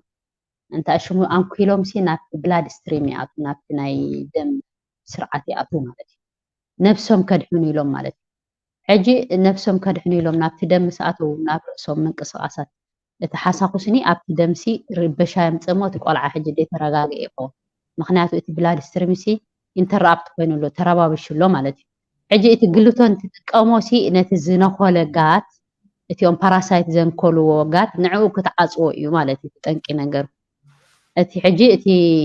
اتي جلوتون كم في مطط زبل كم ماستيكا سلازخونه نتي زنخول تعصو يكلين حجي فركش ايز نغير كم زعفون ماشلا طاف غله اسو مسبلعكا اتغات اللي حرت عاصيو اتوم باراسايت اتيوم حسافونا في بلاد ستريم اتيوم زربشو زنبرو اسو يصو مالتي شو عسو مستقارة اتي ناي سرعاتي امروخا نورمالي كون عجيتي جلوتين مقراط مالتيني جلوتين فري دياري فري مالتيني مور كيزن سلازلو كمزي ماستيكا عند لخبطت زسححب نعو كعصو سلديك تعصو حجي جميل كايا نورمالي مالتي عجي نخومي تجلوتين فري دياري فري تقبرو مالتي مالس بيزك زخونه مردأتات تزغبروني نمنتا غبرو قدومي لي اوكي حجي زياتي اب فيديو مثالي كابتن حدا بروجرام مالتي كابتن كابشون مانت زي الله مالتي جنتي يوم زلخم نزي اريهم تغبرو تخولو ناتي اكسرسايز بزح تقيمكم مالتي تمغب مقيار ابديتات بزح حاجز غيرو مالتي هو تي اكسرسايز حدا تي نتبخات نقارصو مزي مور اكسرسايز مور نفاس قالوا نتبخات እንዳ ኣበሎ መፅኡ እንዳቋረፁ እንሻሎ ሞር ኤክሰርሳይዝ ምስ ኮነ ሲ እቲ ድቃስናቱ ልክዕ ሰዓት ተገለመለ እዩ ዝትስእ እቲ ድሕራይ ከምዚ ተባራ ሕጂ ገሊኦም ኦቲዝም ደሎ ቆልዑ ተሲኦም እዮም ስኢሎም ኮለል ዝብሉ እምበር ናቱ ግን ተሲእካ ኮለል ዘይኮነስ ብኽያት ነይሩ ብኽያት ስለዝኾነ እቲ ብኽያት ባዕሉ ከይዱ ማለት እዩ ለይቲ ሲ ኖርማል ሰቡ ደቂሱ ምስ ሰቡ ክትስእ ጀሚሩ ማለት እዩ እንደገና ከዓ እቲ ፊዚካል ከዓ ተሪር ኮይኑ በቃ زي عنقት የወድ ኮይኑ ባላንስ መጽት ፊዚካሊ ኩሉ ነገሩ ሲ ዴሊ እንዳተማሓሸ መጽዩ እዚ አስናኑ ብጣዕሚ ሓርቅምቅምቅም አቢሉ ከም ዝተሰበረ የብሎ ነይሩ እንት ሓርቅ ወላታ መምሩስ ካብኡ ተሃድም ነይራ በቃ ሓርቅምቅምቅም አዕርፍኒ ነይሩ ሽዑቲ በቃ ተማሓሸት ስኑ እንዳገደፈ ኸይዱ ኩሉስ በበሓደ ሲ እንዳኸደ ኸይዱ አፍልጡ አምሱ እንዳበዝሕ መጽዩ ማለት ኣብ ክንደይ ዕድሙ ከም ገይሩ እዚ ሕጂ ለውጥ ዝትብልዮ ዘለኹ ኣብ ዓመትን 6 ወርሕን ገለ ጀሚርናሉ ንጀመርናሉ ግን ቀጥታስ በቃ ሁሉ ግዜ ሲ ለውጥ ነይሩ ነንእሽተይ ሽዑ ሰብኣይን ሰበይትን ክፈል ጀሚሩ ድሕሪ ከደይ ዝከረኒ ናይ 10 ቅርሺ ያ ገለ ናይ ዝዓዲ ኩዊን ኣላታስ ነታ ኩዊን ሪዩሲ ማማ ኢሉ ሰብኣይን ሰበይትን ሲ ኣይፈልይ ነይሩ for the first time ማለት ገሪም ሽዑ እዚኣ ማማ ኢሉ ነቲ ስእሊ ማለት እዩ ቁርብሲ ሰብኣይን ሰበይትን እንታይ ምዃኑ ክፈል ጀሚሩ ማለት እዩ እንታይ ስምዒት ሓድኩም ምስ በለኪ ብጣዕሚ ኣይተረሳዕንን እያ ምክንያቱ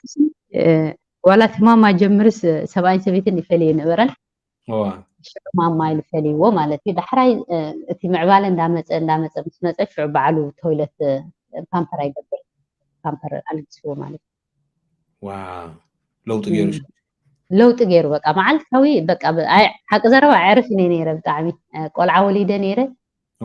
እቱብ ዳርጋ ባዕሉ ነቂፁ ካብ ምሕር ኮለል ማለት እዩ እቲ እሙራኻሲ በቃ ኣይትዕርፍኒ ኢኻ እንጂ በቃ تعرفني خافولل በቃ ከምዚ ሓንቲ ሓንቲ ከምሳሕካዮም ትተርፍ ደለካ ኮይኑ ይስማዓካ ተስፋ ግን ኣይቆርጽን በቃ ነቨር ተስፋ ኣይቆርጽን ነይረ በቃ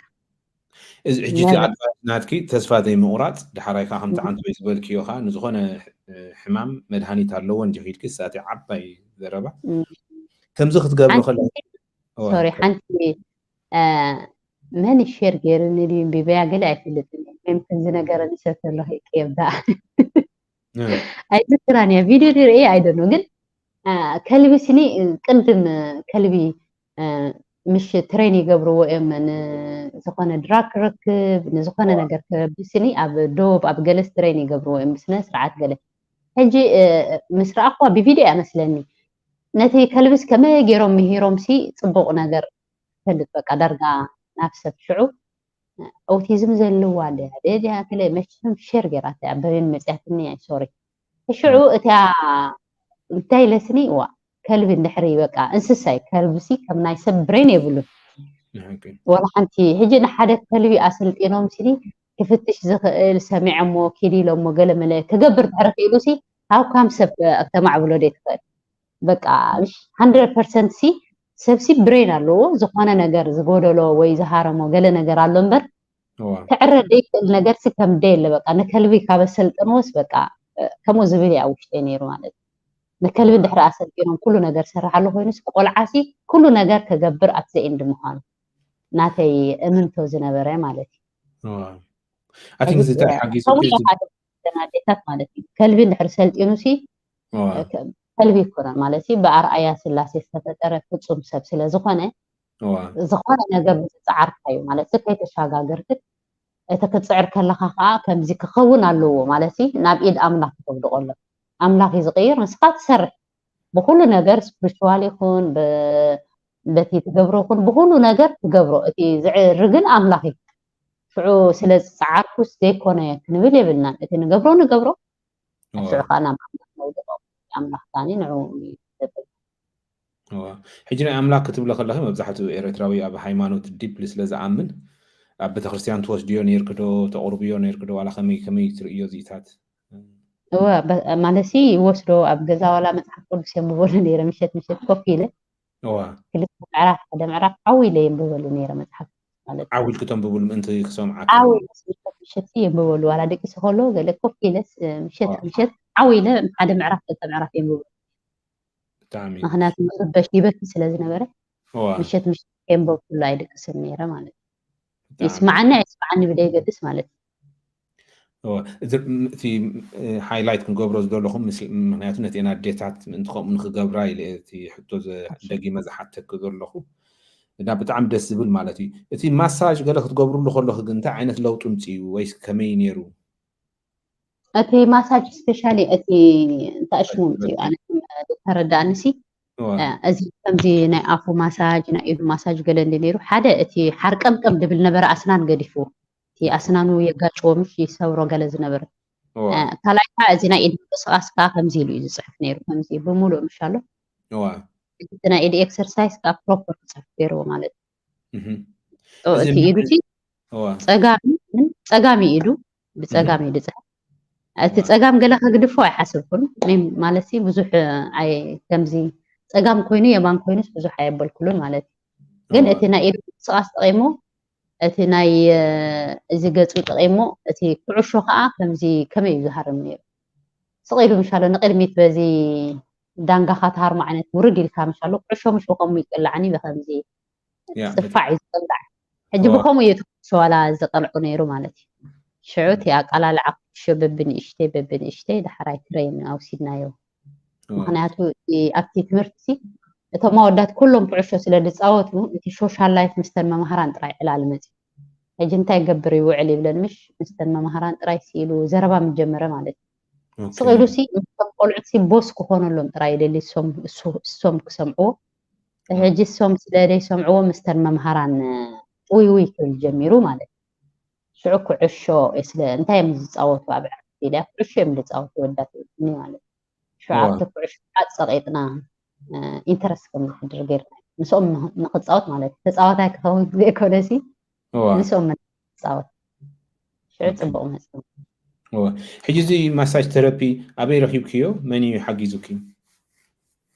أنت مساج ثيرابي قال بتي أبنائي ميشك بروتوكول جون مسكبركو أبوز صحبو زنبرو قال زي أدن حاجات مني أتي غير تنا قبل بالات إكسرسايز أتي ناي مساج أتي ناي زي تنحق مساج ناي مساج ولا ملذن طبيعي قبل كيا أوكي تعمل درستبل حجي زيتات كتقبرو خلو قعسو ماسي قلعة ولت عنتو يتمجمر تخن جمر كلنا كمان تفعل عليه فيديو دينار إينا فيديو زرعنا يا خاص انتاي زبحال بتقرينيا تيم تولدو أوتيزم زلهم زين بزح عدلي زلوا بيزنس من كخونو خلو وي فوتبول تساعتاي كخونو خلو دكتور كخونو خلو بروفيسور كخونو خلو هم تتسلم زرعنا يو دحر 10 حال عامتي وخفي عفو خفيتو زي تاسل زلوسي كم زغ صعيرك زغبركيوسي ناي قدن كصعر سب ኣለዎ ማለት እዩ ሓገዝ ንኽረክብ ከ አንታይ ክገብር ኣለዎ ናት ሕጂቲ ኤርሊ ስቴጅ ሕጂቲ አይናት አንቶ ኢልና ማዓስ ክትሪኦ ትኽእል ተቋልዓ ሕማም ከም ዘሎ እንዲና ኢልና ትውልድ ምስ በለ ንሕር ክትሪኦ ጀሚርካሲ ናይ 2-3 ዓመት ፕላን ክትገብር ኣለካ ምክንያቱ ስፔሻል ከምዚ ዓብ ከተማ ትቕመጥ ንሕር ኮይንካ በዓል ለንደን ዝሓለፈ ቅርሚ ሰሙን ኣብ ሬድዮ ሰምዑ ነይረ ኣብ ኤልቢሲ ሓንቲ ጓል ጋና እያ ከማን ደው ኢላ ወዳ ኣብ ኢስት ለንደን እዩ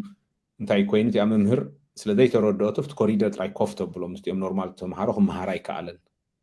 እንዳ በኸይት ኣብ ሬድዮ ተዛሪባ ማለት እዩ ሕጂ ዚታ ስለ ዘሎሲ እቲ ህዝብና እንድሕር ኣብ ዓብ ከተማ ትቕመጥ ኣለካ ኮይንካ ናይ ግድኒ ፕላን ክትገብር ነቲ ናትካ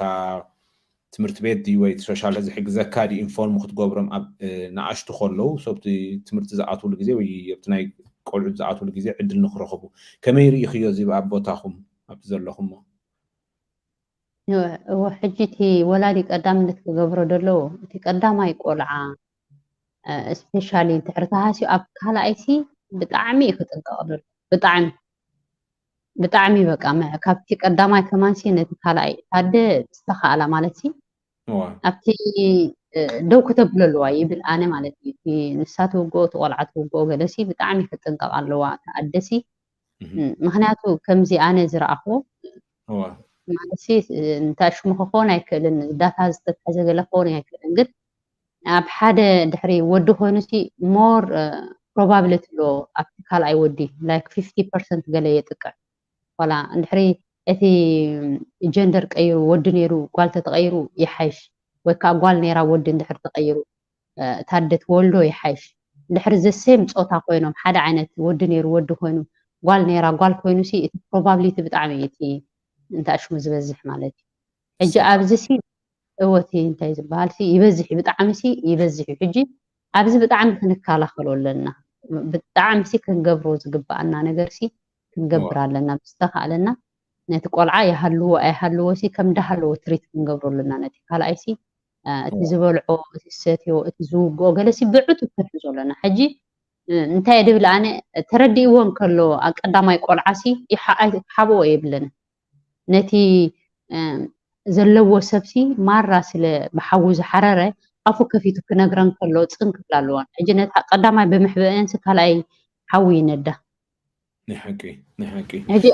انا حق زربا كالاي بتعمي دسمعني مخنياتو قداماي سي اجنت كالاي بقى حد غزي ولا تمسات كلها بعلن فلطات بلن منتاي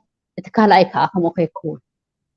حجس ابت قدامتي تصنيحن صبق تدي صنيحن اغاطام كوينو ግን ነቲ ካልኣይ ብጣዕሚ ክፅዕራሉ ኣለዎም ክፅዕራሉ ከኣኒ ክርድአን ኣለዎ ካበይ መፂኡ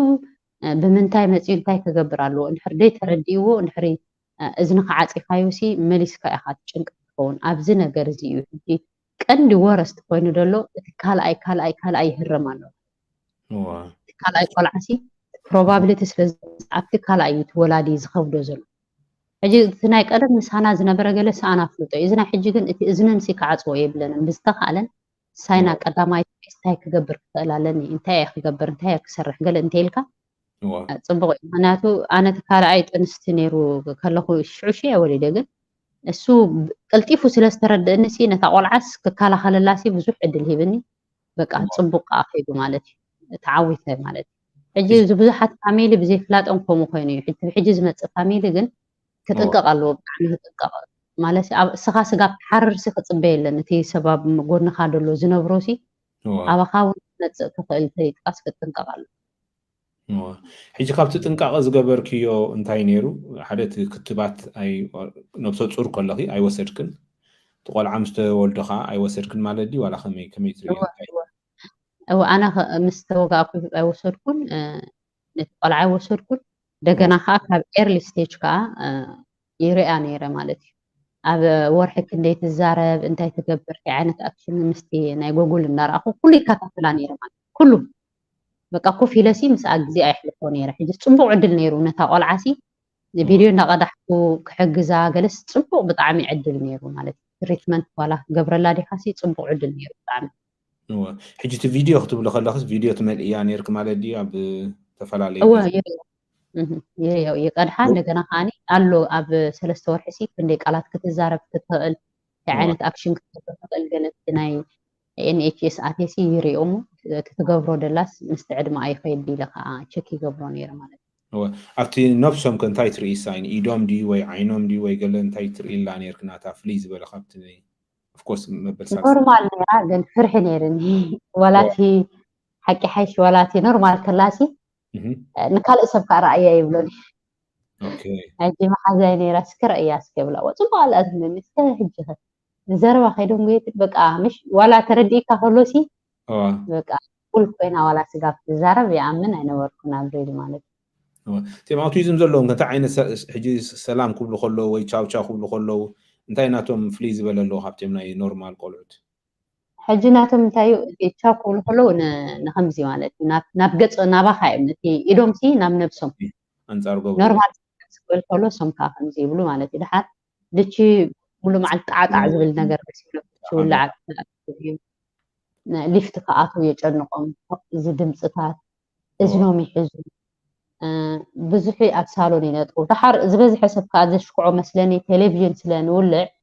ABCD ገለመለ እዚ ቁፅሪ ስጋሚ ይፈልጡ አክቲቫት የም አምሮም ጽቡቅ ሕጂ ጓሌ ABCD ትብልና ጓሌ ናምበር ትብልና ያሉሲ ከም ዘረባ ይحسቡ ዝበዝሕ ወላዲ ማለት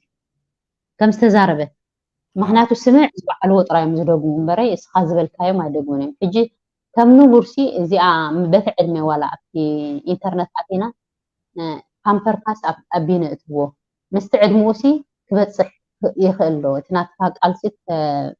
سمعش كجبرو يخلو هنرق لنا نمبر باتي زوج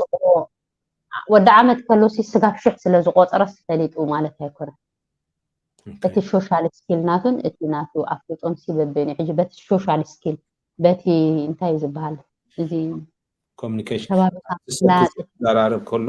ማለት ኮሙኒኬሽን ሶሻል ሰብ ምንባር እቲ መልኣኽ እቲ ናይቲ ከባቢሲ እሱ ፈሊጡ እሱ ይቀዳምነት ካብ ትምህርቲ ላዕሊ ትምህርቲ ኣብዚ ዕድሜኡ ሲ ራይት ኮይኑ ኣይስማዕንን ትምህርቲ ዘይኮነ ሲ ነዲኡ ከለለዎ ንሕዋቱ ከለለየ ንገዝኡ ዝመፀው ዝግበር ዝብላዕ ስተሲ ከም ሰብሲ እምርኡ ንቕሕ ዝበለ ብኡ ክንመዝነለና ብጣዕሚ ፅቡቅ ኣብዚታት ሕጂ ኣብ ፅቡቅ ከይና ማለት እዩ ብድሕሪ እዚ ኣብ ናይ ትምህርቲ ዓለም ከኣቱ ከሎ እንታይ ጌርኩም ከም ኣደ መጠን ከም ስድራ መጠን ከም ኣቦን ኣደን እንታይ ችግር ከጋጥምኩም ሰሎሞን نفس الليلة تفتحي بس انت كاستقبل دلي تا ناي دكاس على حجي 8% دكاس ناتهم يربشيتهم اوتيزم زلهم حجي لازم فديتهم انت قبلهم زلهم تولدخ ገንዘቡ لهم ዝበዝሕ ዝርአ اوتيزم ካብ ደቂ ኣንስትዮ ኣብ ደቂ ተባዕትዮ ይርአ ሕጂ ዝውን ሓደ ኣብቲ መጽናዕትታት ዘሎ እዩ ማለት እዩ ኣብ ናይ ትምህርቲ መፂና ከዓ ሒሮም ካች አፕ ገብሪዮ ግን ክትፈልጦም ኣለካ እንታይ ኣታ ዝምባል እዮም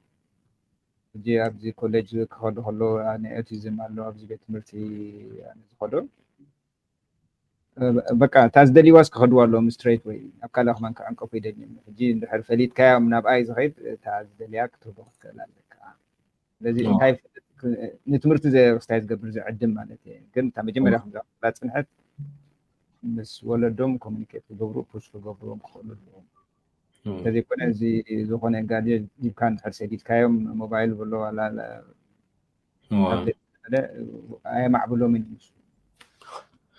መልሰቲ ናብቲ ናይ ቆልዓ ኣብ ትምህርቲ ቤት ክትወስድዮ ከለክ እንታይ ችግር ኣጋጢሙ ካብቲ ኤርሊ ሰሎም ናብኡ ክንምለስ እንዲና ድሓራይ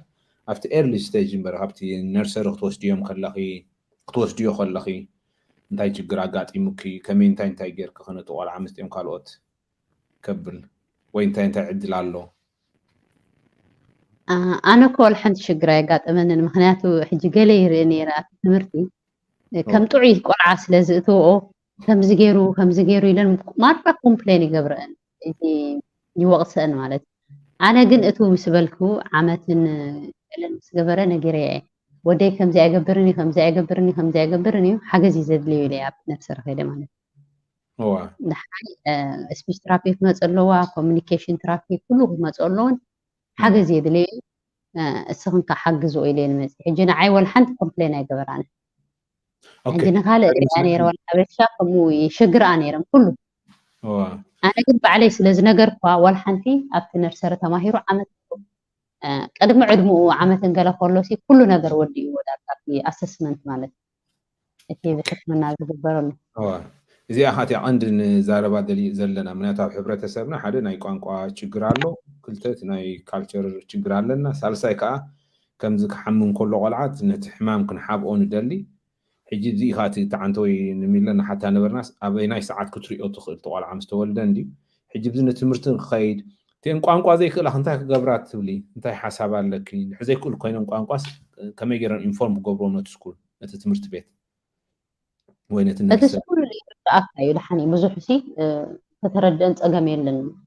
مالسي بالاشتيس تتردن يرد اخاين ولا حدا صقميلن ግን ኣብቲ ኤርሊ ስቴጅ ከምዚ ሕማቕ ኣፋል ኮይኑ ስለ ስምዕና ይነግረው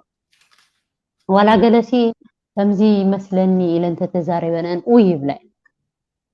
ከምዚ ሕማቕ ኣፋል ኢለን ስለ ደሓስቦሲ ባዕለን ከነገረና ይኮናንስ ወላ ተንትምሪ እንድሕር ተዛሪበነን ውየን ዝብላ ሕጂ እንታይ ኮይነን እተን መጻኻ ከለዋን መዛኻ ከምዚ ልክዕ መርድእ ምሽ ሰብ ተተሓሒስካ ገለ መልእኻ ትመጽእ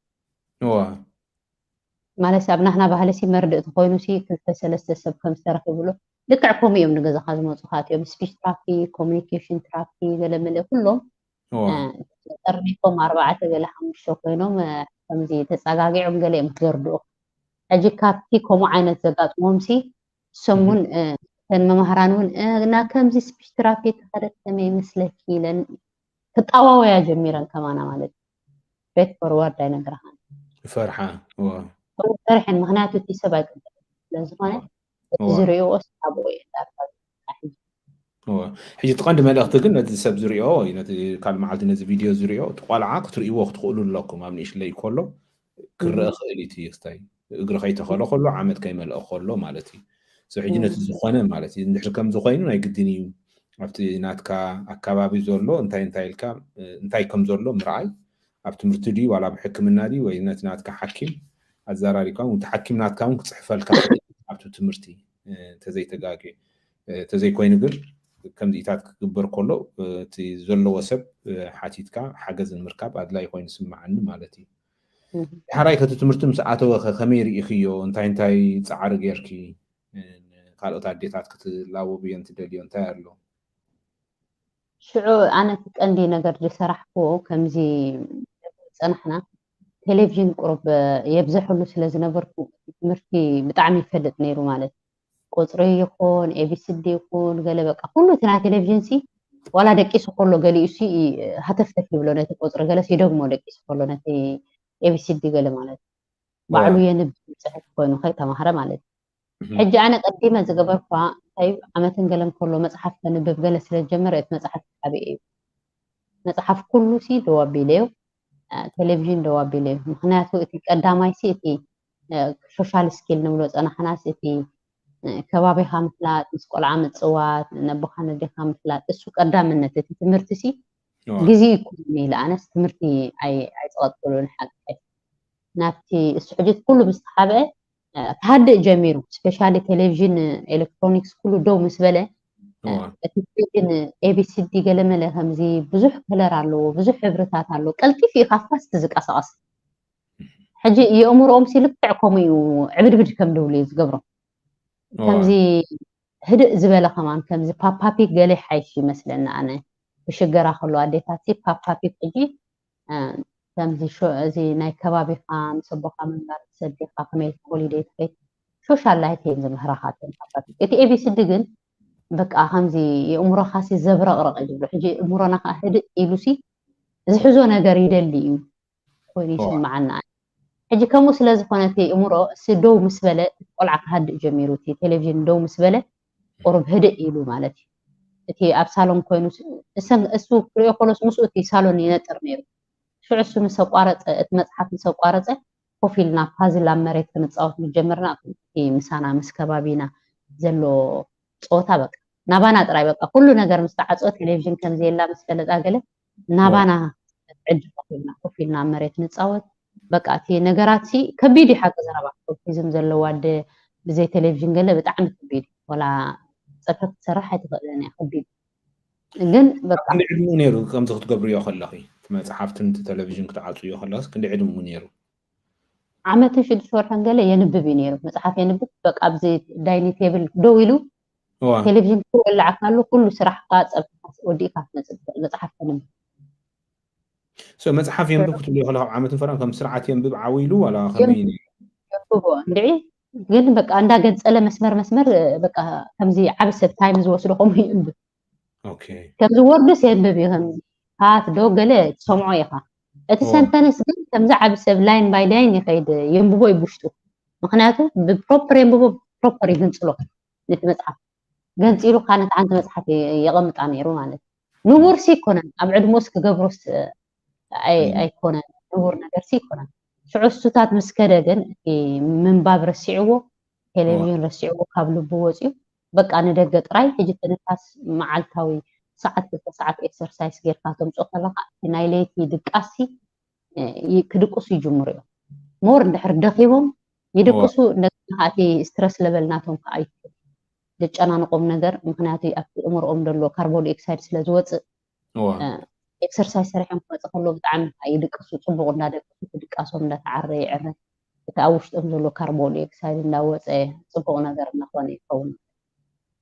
ቴሌቭዥን ስፔሻሊ ኤሌክትሮኒክስ ብዝተኸኣለ መጠን እዚ ኤቢሲዲ ገለ ማለት ሁሉ የብሉን ተተሸጊረን ከዓ ፓፓፒ ህድእ ዝበላ እንቲ ናተን ኣሰራርሓሲ ህድእ ኢሉ በቃ ንእምሮኻስ ብዙሕ ኣይርብሾን እዩ ብናተይ ኤክስፒሪየንስ ማለት زرخبكيو هراي قرب سلمت إلى لا ميلة يا أختك تي في صح إلا علي يا أنت بيخبل حجي بتعمل تبو I think this is كات حدا ندليو مالتي تسبس أنت خجبر على الوقت أنا ديتات كاب كله حجي زبالكيو ناي تلفزيون ناي موبايل داي نقدر نقول عاد ديستراكتيز قبرك ولا موبايل قولعت حجي مجمرتا مستولى موبايل ويسأل خر بزح ديجيتال صبو أيكون تسألتات كم تزبالكيو إيميج كالتيفوس لازق عاير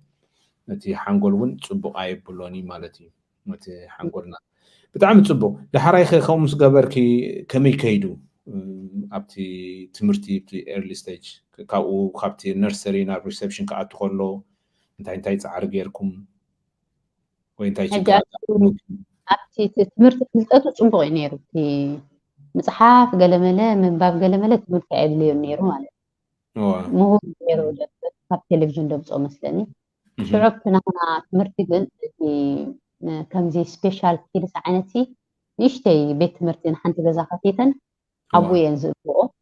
حجيتهم ريسبشن كأتو كله ساتهم كأبوي توم حجي اتناتهم عبالة يريا كلهم تقرعت أبوي توم لك حبشة مالتي حجيتي بيت مرتي ماجوريت حبشة أنا دل حجي حدا وقت قلعة قرب بس حجي أبو أتينيرو مرتا ساعات قالي وصلوا نيرا لحار كلتا ساعات لحار مست قلعة مهناتو كوف كولونيوم إيزلي أم كاديستراكت كونو تدين تقالي تسألوا مش قلتكم مستون قرعت كفونو سلازي كلا ببقور كلتا ورحي سلسة ورحي أبو صنحي مالت ملو معلت زي كرسي حنت ساعات يوصلوا لحد 3 ساعات قالنا بلا ناي نقول ناي مشيتن كጨنقهم ديك لنا غبر يوصلوا نيره ማለት ግን ሓገዝ ነይርዎ ኣብ ክፍል ገና 3 ዓመት ከሎ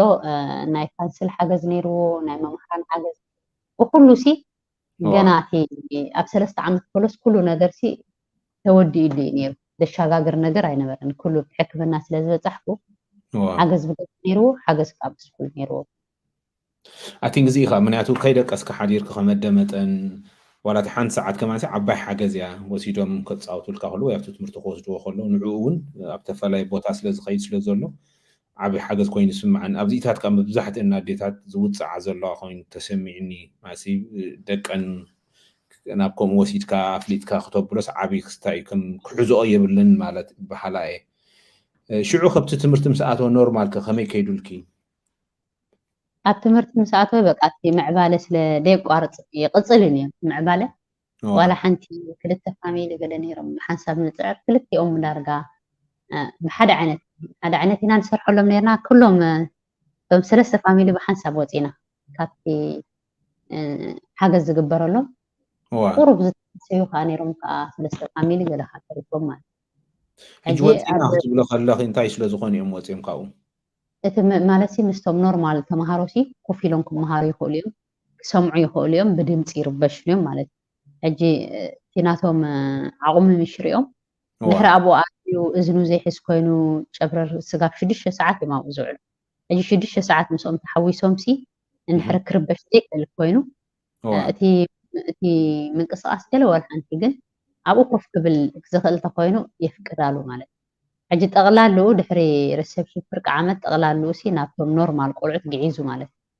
واو بتعمل صبغ عدل حجي زي خمسة قبرو خلو تتمرت بيدي ريبورت جيروز هباكي ويكلي ولا ورحي ولا خمين يرتي نعوخت قطعتو لي خلو خبكم مخاتو بعلي دي كاتاتلو يحتن كما يوعيلو بالله سلا كم كله كحلف الكاريكل كما ينير تايكوينو قال ولا كحلف كله كمان انا وزحصفو ايتسمعنا المهناتس بولين كيغبو مخناتوس كم زغبا زرابا سلازي بلسي ابتناتو محاشو نصا خوينو بقى الى حسيبه انا هجي حسب تصن حوسي دلي مخناتو ولا تمرتي بالجلسي اتليست تناتهم اندرستاندينس كي صلو كي غدو حسيبه مالت ግን ጸገም ይኩን ሓንቲ መምርሕት ተጉዘያ ገለለናኒ محنساب سلسته قلعت يوم جعيزو نتارس بقى او مساعته تمرتو صقما نبرون زنفعي كاب كلاس نيرو تمرتو السوشيال سكيل كن دامت ببقرب انا حتى مسمن كصافعيلو مسمن مرغلي بلاني كابت من تاي في الخبت مستم مهران كعدل سايد لهون مخناتو سقولت تصاوتالو دحر كابتم تطوم كلاس نابهم حوسو الي مخناتو تيومناتهم عدمس مصي صمو أها ንሶም ኣንደርስታንዲንግ ስኮፕ ክገብር ኣይክእልን ሽዑ ምስቶም ትሕቶም ደለዉ ንሶም ክፃወት ጀሚሩ ፅቡቅ ይርድኦም ምክንያቱ ትሕትኡ ስለ ዝኾኑ ሽዑ أوكي 2 ዓመት ገለ ዳርጋ ናብቶም ትሕትኡ ዘለዎ ዓመት 2 ዓመት ከይዱ ይፃወት ሕጂ ግን ኣብቲ ናቱ ዕድመ ምስ ናቱ ዕድመ ክፃወት ጀሚሩ واه حجي اوكي اذا حجي ريسبشن حاليفو نورمال تمرت تجميرو اب كم زعاتي بتعمل عب عدل غيركي وده هنا بنورمال اتي مالتي ولا تيم قالوت كمان حبشام زعاتو مالتي تيوم ستراجل زغبرو انتي خونو تمرت بيت كما يجيرو حجزهم ويس انت خغبر كال نحر حاجه زي رخيبهم لمثال حجي كلتا قلعتكم نحر علوهم كوينو ብዙሕ ችግር ኣለዎም ኢለ ግምት ለይቲ ክድቅሱ ይክእሉን እዮም ተሓደ ከብል ክእል ተሓደ ክድቅስ ከሎ ወይ ተሓደ ክልብሽ ይክእል ከመይ ርኢኽዮ እዎ ብዙሕ ኣቂሕሽ ሕብረተሰብና ብጣዕሚ እዩ ፋሲ ደሎ ስፔሻሊ እዚኦም ክልተ ደለዎ ሰለስተ ደለዎም ሲ ብጣዕሚ እዩ ከቢድ ከመይ ኢሎም ከማን ይነብሩ የስተንፍሱ በቃ ገልፆ ኣይትኽእልን ኢኻ ኣይደኖ ቃንዝኦም ሲ ብጣዕሚ ከቢድ እዩ ሕጂ ተሓገዝ ትምህርቲ ዝሕግዞም ከማን በቃ ሓገዝ ኣይኮነን ሓቂ ዘረባ ስጋብታ ውዕል እዮም ውዕላሎም እምበር ብድሕሪኡ ምስ መፁት ሂወቶም ሲ ብጣዕሚ እዩ ከቢድ ንመን ከኣልዩ ንመን ክፈልዩ ገለ ከቢድ እዩ በቃ ሰብኣይን ሰበይትን ሲ ክኽእልዎ ኣይክእልን እዮም ግን ዝተኸኣለ ከዓ እቲ መንግስቲ ሲ ኣብ ለንደን ገለ ክህሉ ኣሎ መስለኒ ኣብዛ ዓዲ ግን እተን ኣብ ግዜ ዕረፍቲ ወሲደን ኣዛዊረን ኣብ ገለ ዘምፃልካ ነገር ኣሎ ግን ሕብረተሰብና እዚ ኣይጥቀመሉን እዩ ኣብዚ ዘለና ዓዲ ሲ ወሲደን 3 ሰዓት 4 ሰዓት ኣብ ሕጂ ዝክረምቲ ዝነበረ 6 ወርሒ ክሕዝዎም ሲ 6 ሰሙን ሲ ቀሊል ነገር ኣይኮነን ሕጂ ኣትሊስት ኣብ መዓልቲ 3 ሰዓት ወሲደን ኣዛዊረን ገለ ከምፃል ካሎስ ኣትሊስት ታደስ ትድቅስ ከማነ تعرف ሕጂ እዚ ከዓ ኣፕላይ ክትገብሮ ክትጥቀመሉ ማለት ክትፈርሕን ሲ የብልካም ከም ሰራሕተኛ መፂ ዝወስዶ ከምቲ ትምህርቲ ንገድፎ ከምኡ ከዓ ዝተመረቐት ኮይናስ ሬስፖንሲቢሊቲ ወሲዳ ኣብፂሓ ትመልሶ ምዃና ሲ ፍርሒ ክሓድረና የብሉን ኣነ ከምኡ ደረጃ ይበፃሕኩን ኣብ ካልእ ዓድታት ግን ከምኡ ከም ዝጥቀማ ይፈልጥ ማለት እዩ ሓቂ ኣብ ለንደን ከምኡ ኣሎ ከምኡ ኩሉ ቁርብ ሪሰርች ጌርና ነራ ቅድሚ እዚ ፕሮግራም ሓዝና ማለት እዩ ሕጂ እንታይ እዩ ዘሎ ከም ዝበልክዮ ግን ኣብቲ ሕብረተሰብና ስለ ዘይተለምደ ወፂኻ ናይ ምሕታት ድዩ ወይ ዚታት ሒዝካዮ ስቕ ትብል ብምሉእ እቲ ዋላ እቲ ኣደ እውን ትውፃዕ ምክንያቱ እቲ ኤነርጂ ዘለዋ ድዩ ዋላ እቲ ዘለዋ ናይ ድቃስ ክእለት ድዩ ብዙሕ ስትረስ የምፅእ ነቲኦም ካልኦት ቆልዑት እውን ብዙሕ ችግር ስለ ዘምፅእ ካብ ቦታ ናብ ቦታ ኣፈላለየ ኣብ ኩሉ ይወሃብ ኣሎ ማለት ኣይኮነን ግን ኩሉ ግዜ ነቲ ከባቢኻ ምርኣይ ፅቡቅ ኮይኑ ይስምዓኒ ማለት እዩ ኣብ ዝመፅእ ግን ሓገዝ እንድሕር ደልይኹም ግን ዚታት እውን ሓቢርና ክንሰርሓሉ ንደሊ ስለ ዝኾንና ከም ዓብ ነገር ጌርና ኢና ንሪኦ ሰሎሞን ተወሳኺ ሕቶ ተለካ ሶሪ ኣሚቶ ኣለኻ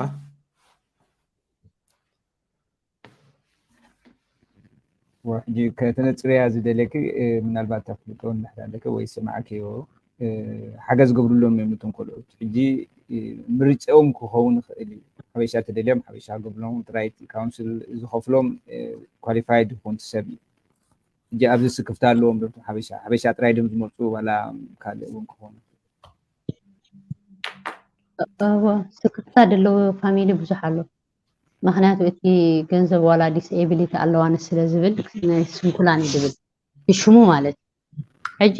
ተወስዶ ዋላ ገንዘብ ኣይደልይኒ ኣይስስዕኒ በቃ ኣይደልይኒ ገንዘብ ዋላ ሲ ተወስዶ ኣይደልይኒ ሕጂ ድሕሪ ወሲድካ ኣሰስ ዘይገበርካዮ እቲ ፕሮሰስ ጋ ዓመት ንሽዱሽተ ወርሕን ገለ እዩ ዝወስድ ማለት እዩ ብፍላይ ቶም ገሊኡ ኣቀረባ ኣሎ ገሊኡ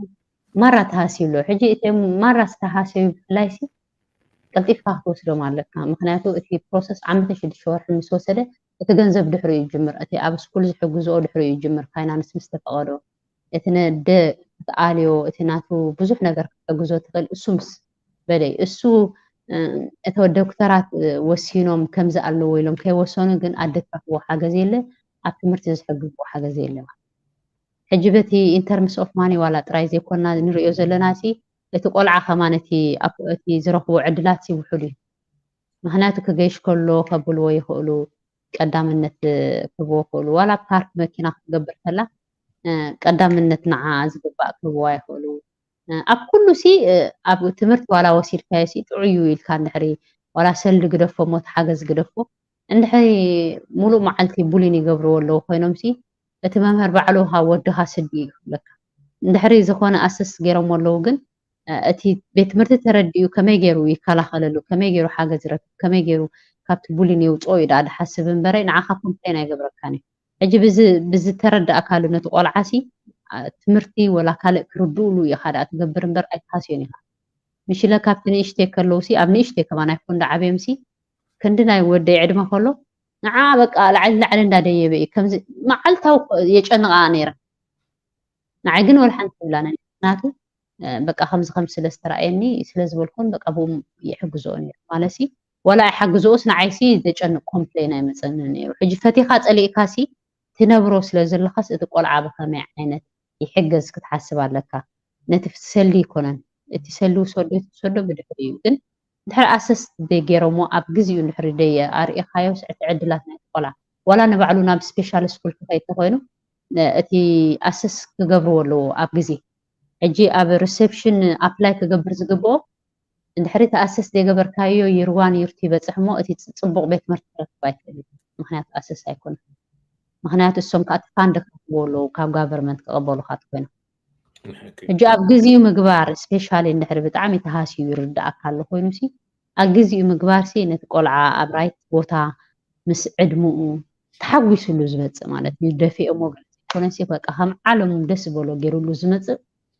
ብዙሕ ነገርሲ መክሰብ ኣለዎ ይብል ኣነ ማለት ከም ናተይ ይርድእ እቲ ሓንቲ ፅቡቅ ዘለዓልክዮ እንታይ መስለክ ዲስኤብል ትብል እንዲ እዚ ሕጂ ከም ኣካል ስንኩል ኮይኑ ይስምዖም ከምቲ ዓንቶይ ቪድዮ ዘርኣናያ ግን ኣብቲ ዝመሊካ ማለት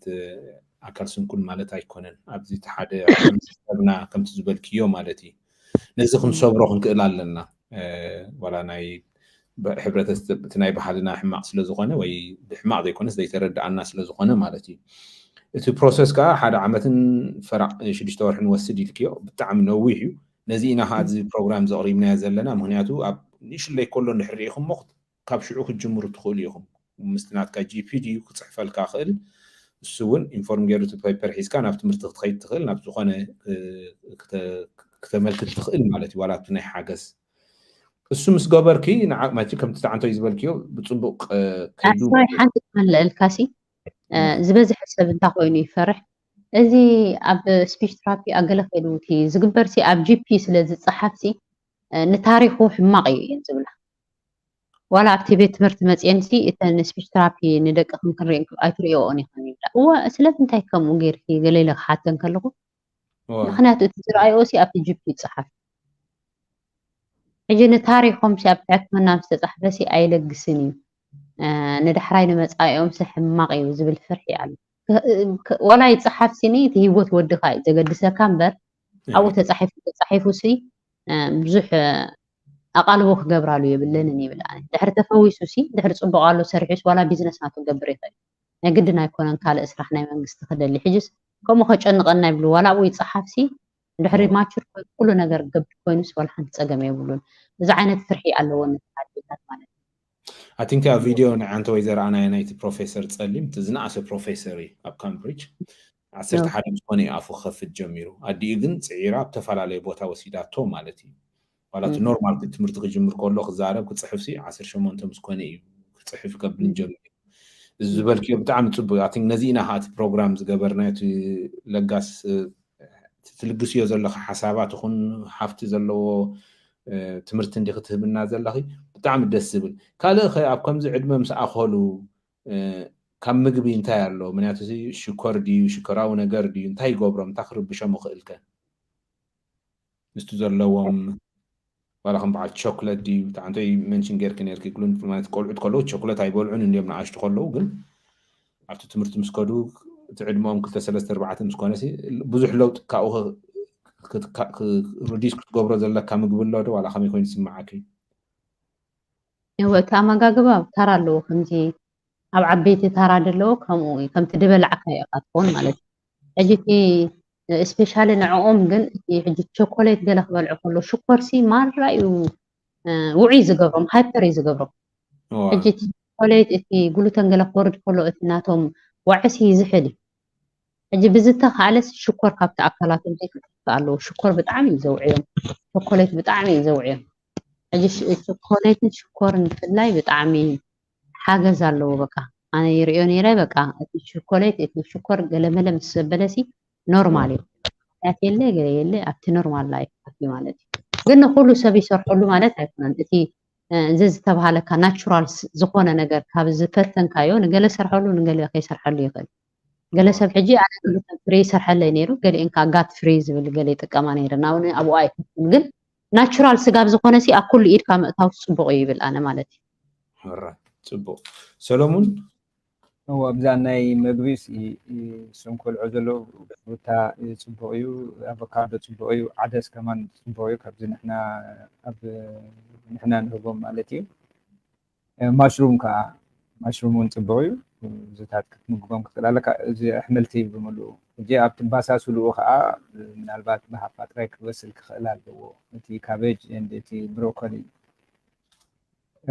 ከም ተወሳኺ ዝውሃብ እዚ ቫይታሚን ዲ ኣሎ ኦሜጋ 3 ኣሎ እዚ ከዓ ምስ ሰቦያ ተሓጋጊዝካ እንድሕር ሂብካዮም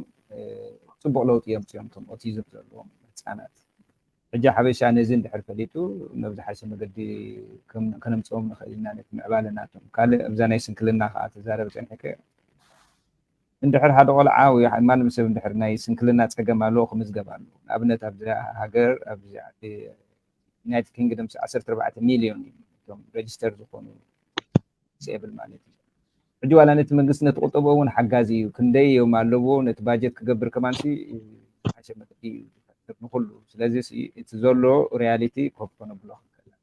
እምበር በዚ ድሑር ናይ ዓድና ተሓሳስባ ከድካ እንድሕር ከምኡ ኮንካ ሓደ መሰሉ ናይቲ ቆልዓ ትግህሶ ኣለካ ክረኽቦ ዝኽእል ክንክን ደልዮ ኩሉ ነገር ዝተማልአ ሂወት ኣይረክብና ስለዚ ካብዚ ናትካ ሃብታም ተመክሮ ተበጊሰን ሆፕሊ ብዙሕ ለውጢ ከምፃ እዘን ኣሕዋትና ኩሉ ዝፋንለ ማለት ስፔሻል ከምቲ ሚለ ዝበለቶ እንድሕር ዲስኤብል ተመዝጊቡ ኣቲንክ እንታይ ዕድል ኣሎ ስፔሻል ኣብ በዓል ለንደን ፓርኪንግ ናይ መኪና እውን ብዙሕ ኣይትረክብን ኢኻ ትኬት ናይ መኪና ትኬት ፓርኪንግ ከማን ክቡር እዩ ኣመዝጊብካ ዲስኤብል ባጅ ወሲድካ ከም ድላይካ ንቆልዓኻ ክትወስዶ ትኽእል ተፈላለየ ክተናፍሶ ትኽእል ከምኡውን ርሕቕ ዝበለ ካብቲ ዘለኻዮ ቦታ ብመኪና ክትጓዓዝ ትኽእል ማለት እዩ ኣብዚ እቲ ቀንዲ ኢንሹራንስ ከማን 80% ገለ ካቨር ይገብረለኒ ኢንሹራንስ ካብ ጎድሉልካ ኢንሹራንስ ከማን 80% ድዮም ገለ ካቨር ይገብሩ ያ ኣቲንክ ሎም ምሸት ብጣዕሚ ፅቡቅ ምሸት እዩ ኣቲንክ ዋላ ኣብቲ ናይ ኢንሹራንስ ዘይሓሰብናዮ ከማን ሚለ ተካፍለና ኣላ ማለት እዩ ገሊኦም ገለ ንሶም ገለተልዮም እዚ ማቲሲ ዝርድኦም ኣብቲ ናይ ኔሚቸክ ፕሮቶኮል ኣሎ እቲ ትሪትመንት ከዓ ፅቡቅ ሓጋዚ ማለት እዩ ኣብቲ ፌስቡክ ኔሚቸክ ፕሮቶኮል ኢልካ ክትሪኦ ትኽእል ኢኻ ኣብኡ ካልኦት ትሪትመንት ናቹራል ትሪትመንት እዩ ፅቡቅ እዩ ብጣዕሚ ኔሚቸክ ፕሮቶኮል እዩ ትብል ኣብዚ ሞባይል ክሰደልካ ሕጂ ኣብቲ ናቱ ዌብሳይት ከዓ ብጣዕሚ ፅቡቅ እዩ ኣነ ዝፈተኹሞ ነገር ናቱ ናቹራል እዩ ወላ ሓንቲ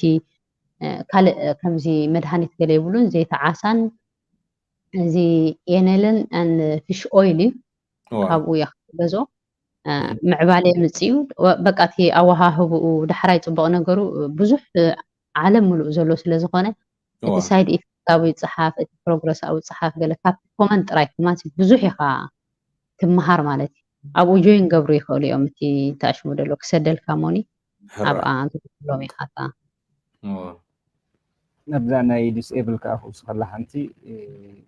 እዞም ህፃናት ማለት እዞም ኦቲዝም ዘለዎም ናይ ድርቀት ሽግር ስለሎም መዓት ስትረስ እዩ ዘለዎም ሕጂ እንድሕር ሬጅስተርድ ኮይኖም ኣብ ዝኸድዎ ኮይዶም ማስተርኪ ናይ ሸቓቕ ናይ ዲስኤብል ኣሎ ንሱ እውን ምስታ ናይ ባጅ ናይ ካር ፓርኪንግ ክትወሃብ ኦኬ ኢንትረስቲንግ ኣቲንክ ሎም ማዓንቲ ብዙሕ ትምህርቲ ኣነ ዝመሃር ዘለኹ ካብዚ ለጋስ ክስታይ ዘለኩም ብጣዕሚ ደስ ትብል ኣቲንክ ኦኬ ሕጂ ከምዚ እንዳኸደ ከሎ ብድሕሪኡ እንዳዓበየ ከይዱ ከመይ ትርእዮ ኣለኺ እንታይ ኣሎ ትስኺ ክትብልዮ ትኽእሊ ወይስ እንታይ ኣሎ ትሰብ ክትመኽርዮ ትኽእሊ ሰዲደልካ ኣለኹ ኣብ ተውፃእ ብዙሕ ነገር ፅቡቅ ክመሃሩ ብኡ ክእሉ እዮም እቲ ካብ ተቐባቢልካ ገለመለ ካብቲ ኦሪጂናል ሰብ ክትረክቦ ከለካ ሲ ብጣዕሚ ፅቡቅ እዩ ኣብዚ ክትመሃር ከለካ እቲ ናቹራል ዝኾነ ክትወስዶ ከለካ ለውጢ ዘምፀሉም ኣለዉ ሕጂ ካብ ሰብ ዘረባ ገለ ይቕበልኦ ሕጂ እቲ ዘይተዓሳ ገለ ምጀመር ካሉ ማራይ በጨው ጨው ጨው ጨው ዝብል ዝሓርቕ ቆልዓ ግን እቲ እምሩ ይቀየር ኣሎ ማለት እዩ ተዓራር ኣሎ ገለ ይብል ሕጂ እቲ ሰብ ኣብ መንጎ የቋርፆም ምክንያቱ ማራ ስለ ዝውዕዮ ማለት እዩ ነቲ ዘይተዓት የቋርፆ ሕጂ ኣብዚ ግን እንታይ ሳይድ ኢፌክት እዚ ወደይ ዘይተዓሳበት ጀመርኩስ ከምዚ ኮይኑ ኢሉ ክፅሕፍ ከሎ እቶም ኣብኡ ዘለው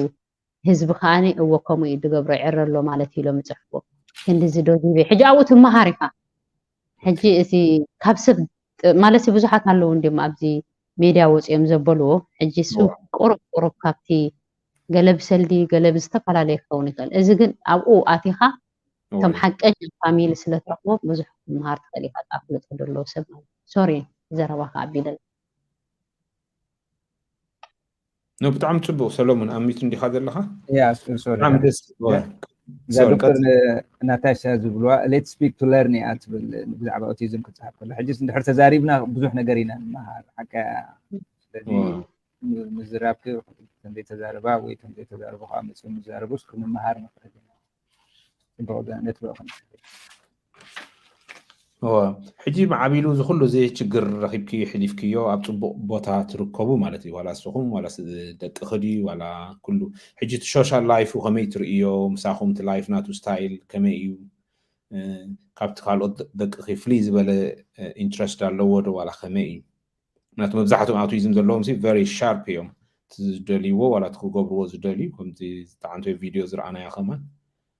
ከመይ ርኢኽዮ ብጣዕሚ ተغيሩ ወላ ሓንቲ ሓገዝ ገለ መለ ኣድልየኒ በቃ ሚት ካብ ሚት ተغيሩ ሚት ካብ ሚት ሪካቨር ገይሩ ማለት እዩ ወላ ሓደ ፀገም የብሉ ኩሉ ኣፍ ወላ ሓንቲ ፀገም የብሉን ኩሉ ተዓሪ እዩ እቲ ቁሩብ ይሓርቕ ከምዚ ማለት ኢዚሊ ቀልጢፉ ይበኪ ከምዚ ድሕሪ ቁኑዕ በቃ ከምዚ ቁኑዕ ዋላ ሕጂ ናቱ እንታይ እዩ ከምዚ ኣቦይ ኣደይ ገለ መለ ዝበሃል ነገር የብሉን እስኻ ወላ ምስ ሓላት መገዲ ኮይንካ እስኻ ትፅይቕ ተሊኻ ንዓኻ እዩ ዝመዓት ቁኑዕ በቃ እቲ ስርሑሲ ሓሶት ገለ መለ የብሉን ቁኑዕ ስትሬት ፎርዋርድ ማለት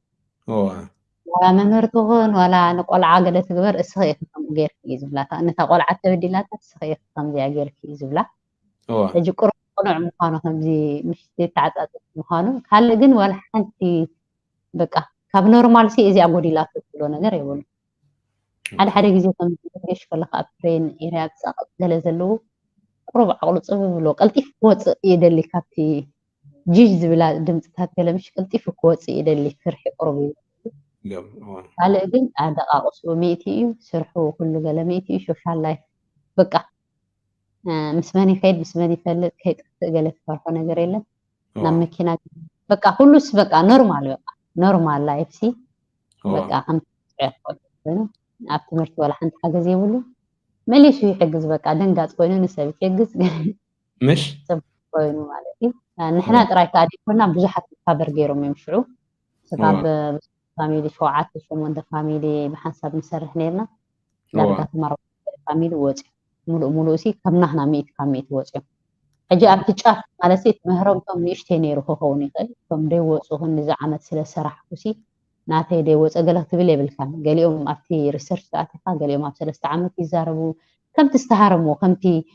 መጉዳእቲ ናቶም እዩ ተስፋስ ክንቆርፅ የብልና ማለት እዩ ገለ ኣብ 12 ዓመት ከም ዝበልካዮ ኣብ 18 ዓመት ማስቲ ግን ሓደ መዓልቲ ክዛረቡ እዮም ማለት ከምቲ ብኣፍና ነውፅኦሲ እዩ ዝኸውን ሞራልናሲ ክወድቕ ዘይዘረኣካዮ ሲ ኣይተዓፅድን እዩ ምዝረኣናሲ ተስፋ ደለው ክኸውን እዩ ዝብልሲ ኣብ እምሮና ክኸውን ህልቢ እንድሕር ዝለኣኽ ዝገብር ዝሰርሕ ዝርዳእ ኮይኑ ደቅና ክገብር ይኽእሉ እዮም ግን እቲ ናተይሲ ምስቲ ናትክን ኣረኣየ ክንከይድ ኣብ ክኾና የብልክንን ኣብ ሓደ መዓልቲ ክዛረቢ ነናቶም ዓቐን ኣለዎም በብዝተሃሰይዎ ከዓ በብሓደ በብናቶም እዮም ዝትስኡ ክብለን ይደሊ ማለት እዩ ሕጂ ከም ዝተፈላለዩ ኣክቲቪቲ ደሊ ዶ ፍልይ ዝበለ ካብቶም ካልኦት ደቅኺ ከምዚ ስፖርት ድዩ ወይ ንክናፈስ ድዩ ወይ ከመይ እንታይ ትገብሩ ኣብ ከምዚታት እሱ ክሓተኩም ከሎ ዘይተሓስበ ወይ ገሊኦም ሕጂ እንታይ ይገብሩ ኣሜሪካ ዘይርስዓን ሓዲሙ ኸይዱ ናብ ማክዶናልድስ ክበልዕ ኣብኣ ከይዱ በልዕ ስለ ዝነበረ ብወርሒ ሓንሳብ ዲ 2 ወርሒ ዳሕራይ መኪና ተሃሪሙ ሕማቕ ርኤ ማለት እዩ ሕጂ ከምዚታት ጋጥሚ እሞ ከመይ ትርእዮ ትሶም ክደልዩ ከሎስ ከመይ ጌርካ ተስተብህለሎም እቲ ዝደለይዎ ክትገብረሎም ኣለካ ኣብ ሕማቕ ንኸይወድቁ እንታይ ትመኽርዮም ነቲ ኣዴታት ወይ ኣቦታት ከምኡ ችግር ዘለዎም ቤተሰብ احنا كو بقى خمزي مش كم نورمالينا تريت نقبره هج مخنات حوسي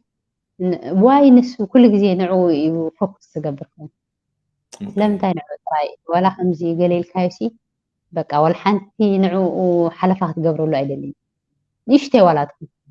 مش أجي فلوس بهال نقر أيدلين أجي ولا حد جزي يسمعوا مش نسخاس اللي تسمع سي كم جزء اللي لا معرفة اللي يسابلوا بقاتي ومالي في يوم سنقع يلوسي نعاية يسوعني مزعل بقى خمزي أدلين نقص ولا مو بقى خرخ بايمون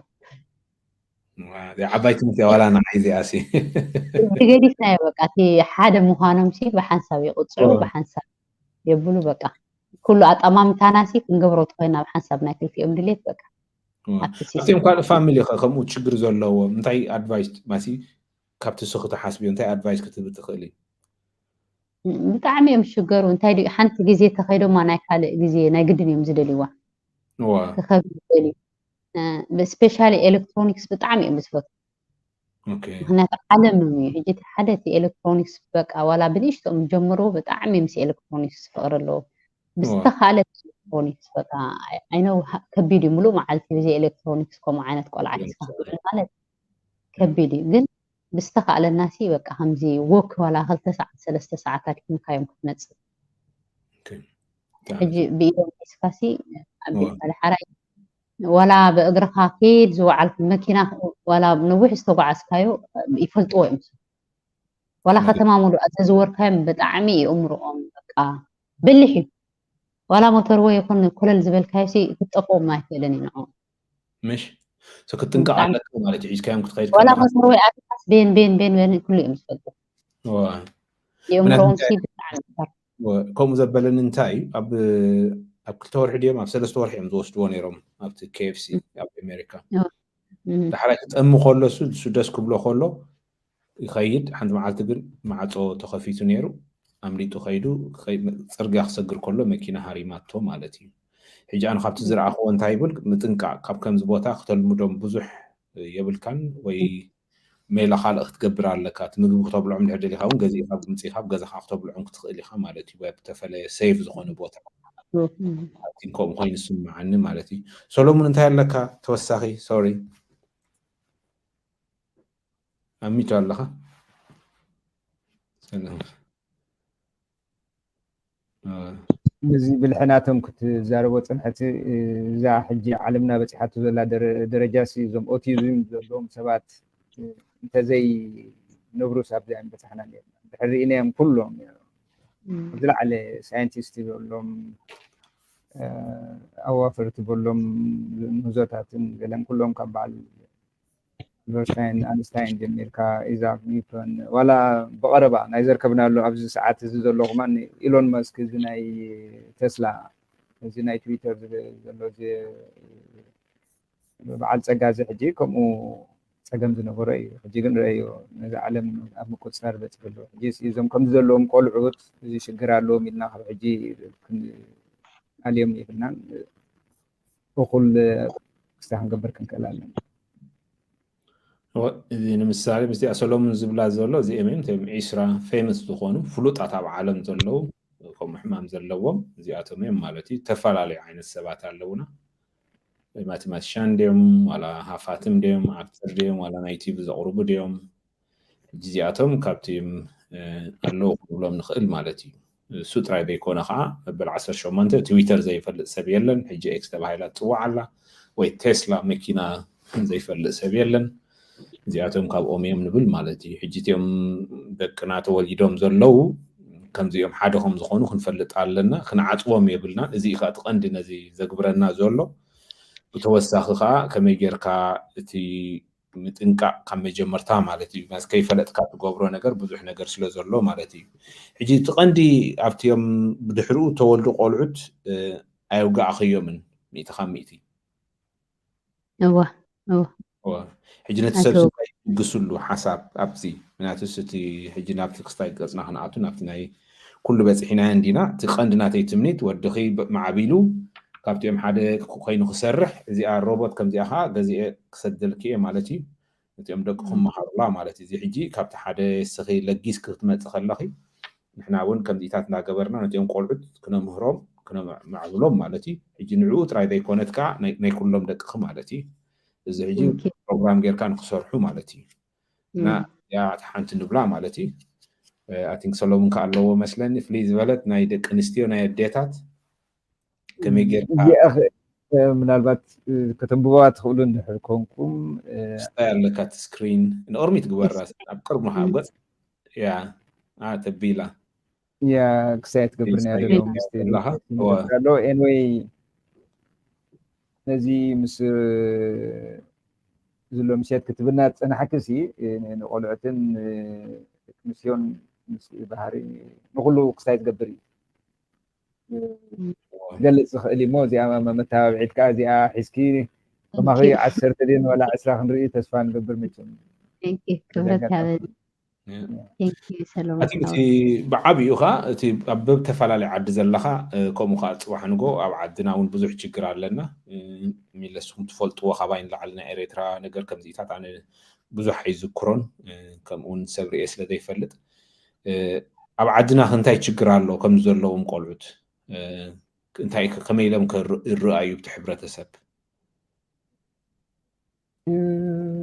هو حجزني عدنا خنتات مستاخ ستاكن حزات احنا مستاخ حدا كابتو چنقت هالون دينا احمد صنعنا بعدنا زلو چنقت حجي كستا يكون زلو معسلي زلو كل خنتات ايكونوميكالي بوليتيكالي سوشيال لايف كل نجار حجس تصبي لسي حجي ابز حلف اوان انت عدن دحري هاسي سبعه حساب مسكدا يملسني حجي لعلزي اخلو زخل چنقت قال نجار حجي مصنعات زدلي اتليست ابز زلنا نحناسي بقليلو كنردو كلهوس نابي قص خيد كم زلوس كنستوعل نخلينا تبو زلو كن اوبviously يعني ولا اي حلونا حبريتا كاب زبزي زلو كقدت زي كوينو كساي كونه كنا زي فيمس وغنا كن كريو هو نزيم فيمس زخون سبات رئينا تفعلالي حافاتم رئينا تفعلالي بروفيسورات رئينا نزو كله رئينا سي انتاي عينت كتلقس تخلي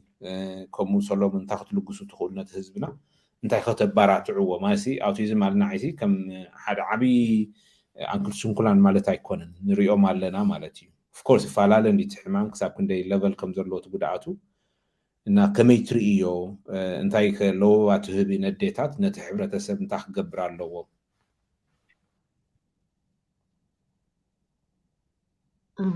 ኣነ እንታይ ብል እቲ ከምዚ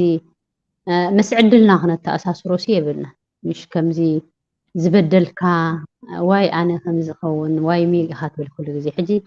ኣምላኽ ከም በደልካሲ ኣብ ዓለም ከማን ደዋ ይብለካኒ ግን بين مزيكا يتفلطوني خانة زمزقها كن تشالنج تقبروا لك سخاسة تقول عسي بك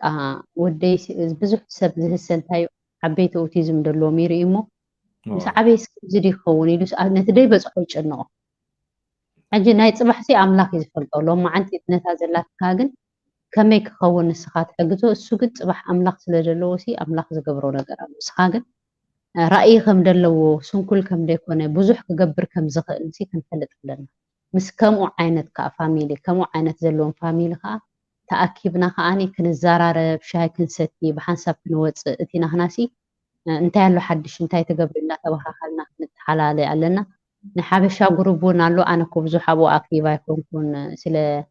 ودي زبله جن اي وصاخون زخونه سب ምናልባት ሓገዝ ዘድልዮ እንተኮይኑ ኣብኡ ጆይን ክገብር ማለት እዩ ኣብ ዋትስኣፕ ሰዲደልካ ኣለኹ ኣብ ስክሪን ግበረሎም ኣብኡ ኣብ ዓለም ሙሉእ ዘለዉ ፋሚሊኦም ስጋብ 385 ኣለዉ ይተሓጋገዙ መዓልታዊ እዮም ዝተሓጋገዙ መዓልታዊ ዘለዎም ሽግራት ይፈታትዑ ዝበፅሕዎ ደረጃ ይነጋገሩ ዘሎ ምዕባለ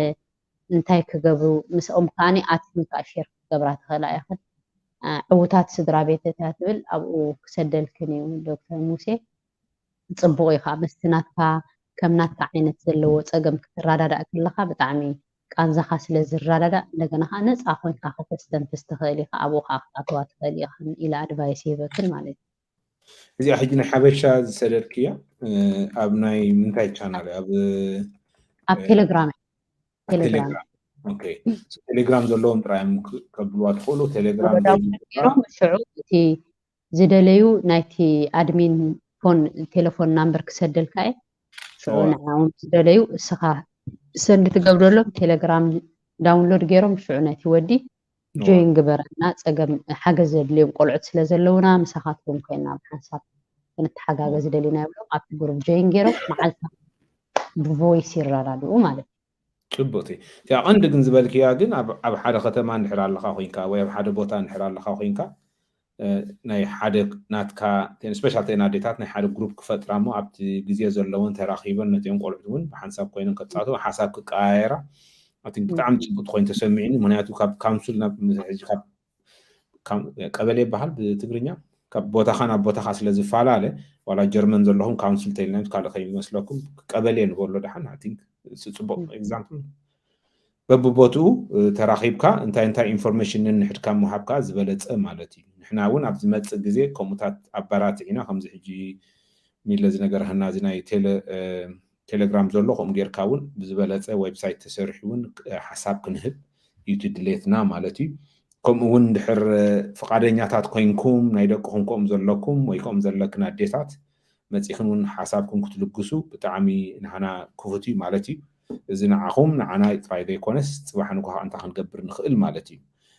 ከም ዝረኣኽዎ ሚለ ብጣዕሚ እየ ከመስግነክ ዝደሊ ኣይ ቲንክ እዚ ኩሉ ዘሕለፍክዮ ዓመታት ድዩ ወድኽብ ከምዚ ፅቡቅ በፂሑ ከምቲኦም ኣብ እቲኦም ፌመስ ዝረኣናዮም ወይ ኣብቲ ቪድዮ ዝረኣናዮ ከምኦም ሓደ ክኸውን ብጣዕሚ ናተይ ድምነት ናተይ ፀሎት እዩ ንዓኹም ማለት እዩ ንኩልኩም ቤተሰብ ማለት እዩ እሱ ጥራይ ዘይኮና ኩሎም ደቅኹም ማለት እዩ ሰሎሙን እንታይ ኣሎ ትብሎ ተወሳኺ ምክንያቱ ንስኻትኩም ኢኹም ትፈልጡ ያ ኣሚት ኣለኻ ኦቲዝም ሲ ሓደ ክፋል እምበር ኦቲዝም ብዙሕ ዓይነት ዘሎ ንዕኡ ዝመስል ማለት እዩ ሕጂ ሓንቲ ኦቲዝም ስለተባሃለት ኣበይ ናይ መጀመርያ እውን ክትፈልጥ ኣለካ ናይ ዓይነት ናይ ኣእምሮ ፀገም እዩ ዘለዎ ቆልዓ ሕጂ ካብኡ ተበጊስካ እቲ ዘድልዮ ክወሃቦ ዝኽእል ምክትታል እውን ሓጋዚ እዩ ጥራይ ብድብድብ ኦቲዝም እንድሕር ኢልካ ግን ኣሸጋሪ እዩ ወላ ሓደ ኣይፈለጥካያን ኣለካ እንታይ ከም ዘድልዮ ቆልዓ ስለዚ እንታይ ዓይነት እዩ ክፈልጡ ክእሉ ኣለዎም ቶም ስድራ እዚኣ ልክዕ ከይፈለጥካያ እታ ሕማም ናይ ቆልዓሲ እቲ ዝድለ ክሳብ ይግበር ምንታይ ክገብሩሎም ሰሎምን ንክፈልጥዎ ሲ እቲ ቋንቋ ችግር ኣሎ እቲ ሕብረተሰብ እውን ክስታይ ይፈልጦን እቲ ዘለዎ እቲ ከባቢ እውን ወሳኒ እዩ ምስቲ ጂፒዲ ዲስካስ ገብሩ ዘለዎ ዋላ ምስቲአን እንታይን ዝበሃላት እየን ዝሕግዛኻ ክንስትዮ ኮና ወይ ኣብቲ ትምህርቲ ድዩ ወይ ኣብቲ ሆስፒታል ዲ ከመይ ትርእዮ وحجي እዚኣ ከምዚ ተበግሶ ዝያዳ ሓትት ናይ ከምዛ ሚለ ዝገበረት እንታይ ፀጎም ሚለ እንተን ስድራ ቤታት ኣብ ምሕታት ኣብ ምንባብ ሰብ ከዓ ምዝራብ እንድሕር ዘይተዛሪበን ክፈልጦ ኣይክእላን ክስጉምኦ ነገር የለን ስለዚ ፃዕሪ ናቶም ፃዕሪ ሕራይ ምእላይ ገለ ኣሎ የለን ኣይኮንኩም ዘለኹም ግን ክኒኡ ክኸዱ ታያታ ሕክምና እውን ሕብርዎም እዩ ሚለ ሕጂ ንሕርኢኽዮ ኮንካ ኣብቲ ሕብረተሰብና ዘሎ ሓደ ዓይነት ሲምተም ዲቲ ኣውቲዝም ዋላ ተፈላለየ ዓይነት እዩ ከመይ ትርእዮ ዝተፈላለየ ዓይነት እዩ ሕጂ ከማን ኣነ እንታይ ብል እቲ ADHD ድሎ ኦቲዝም ኣሎ ሕጂ እቲ ኦቲዝም ሕጂ ብዘረባ ጥራይና ከምዚ ንብሎ ፀናሕናሲ ብዘረባ ኢና ብሎ ማለት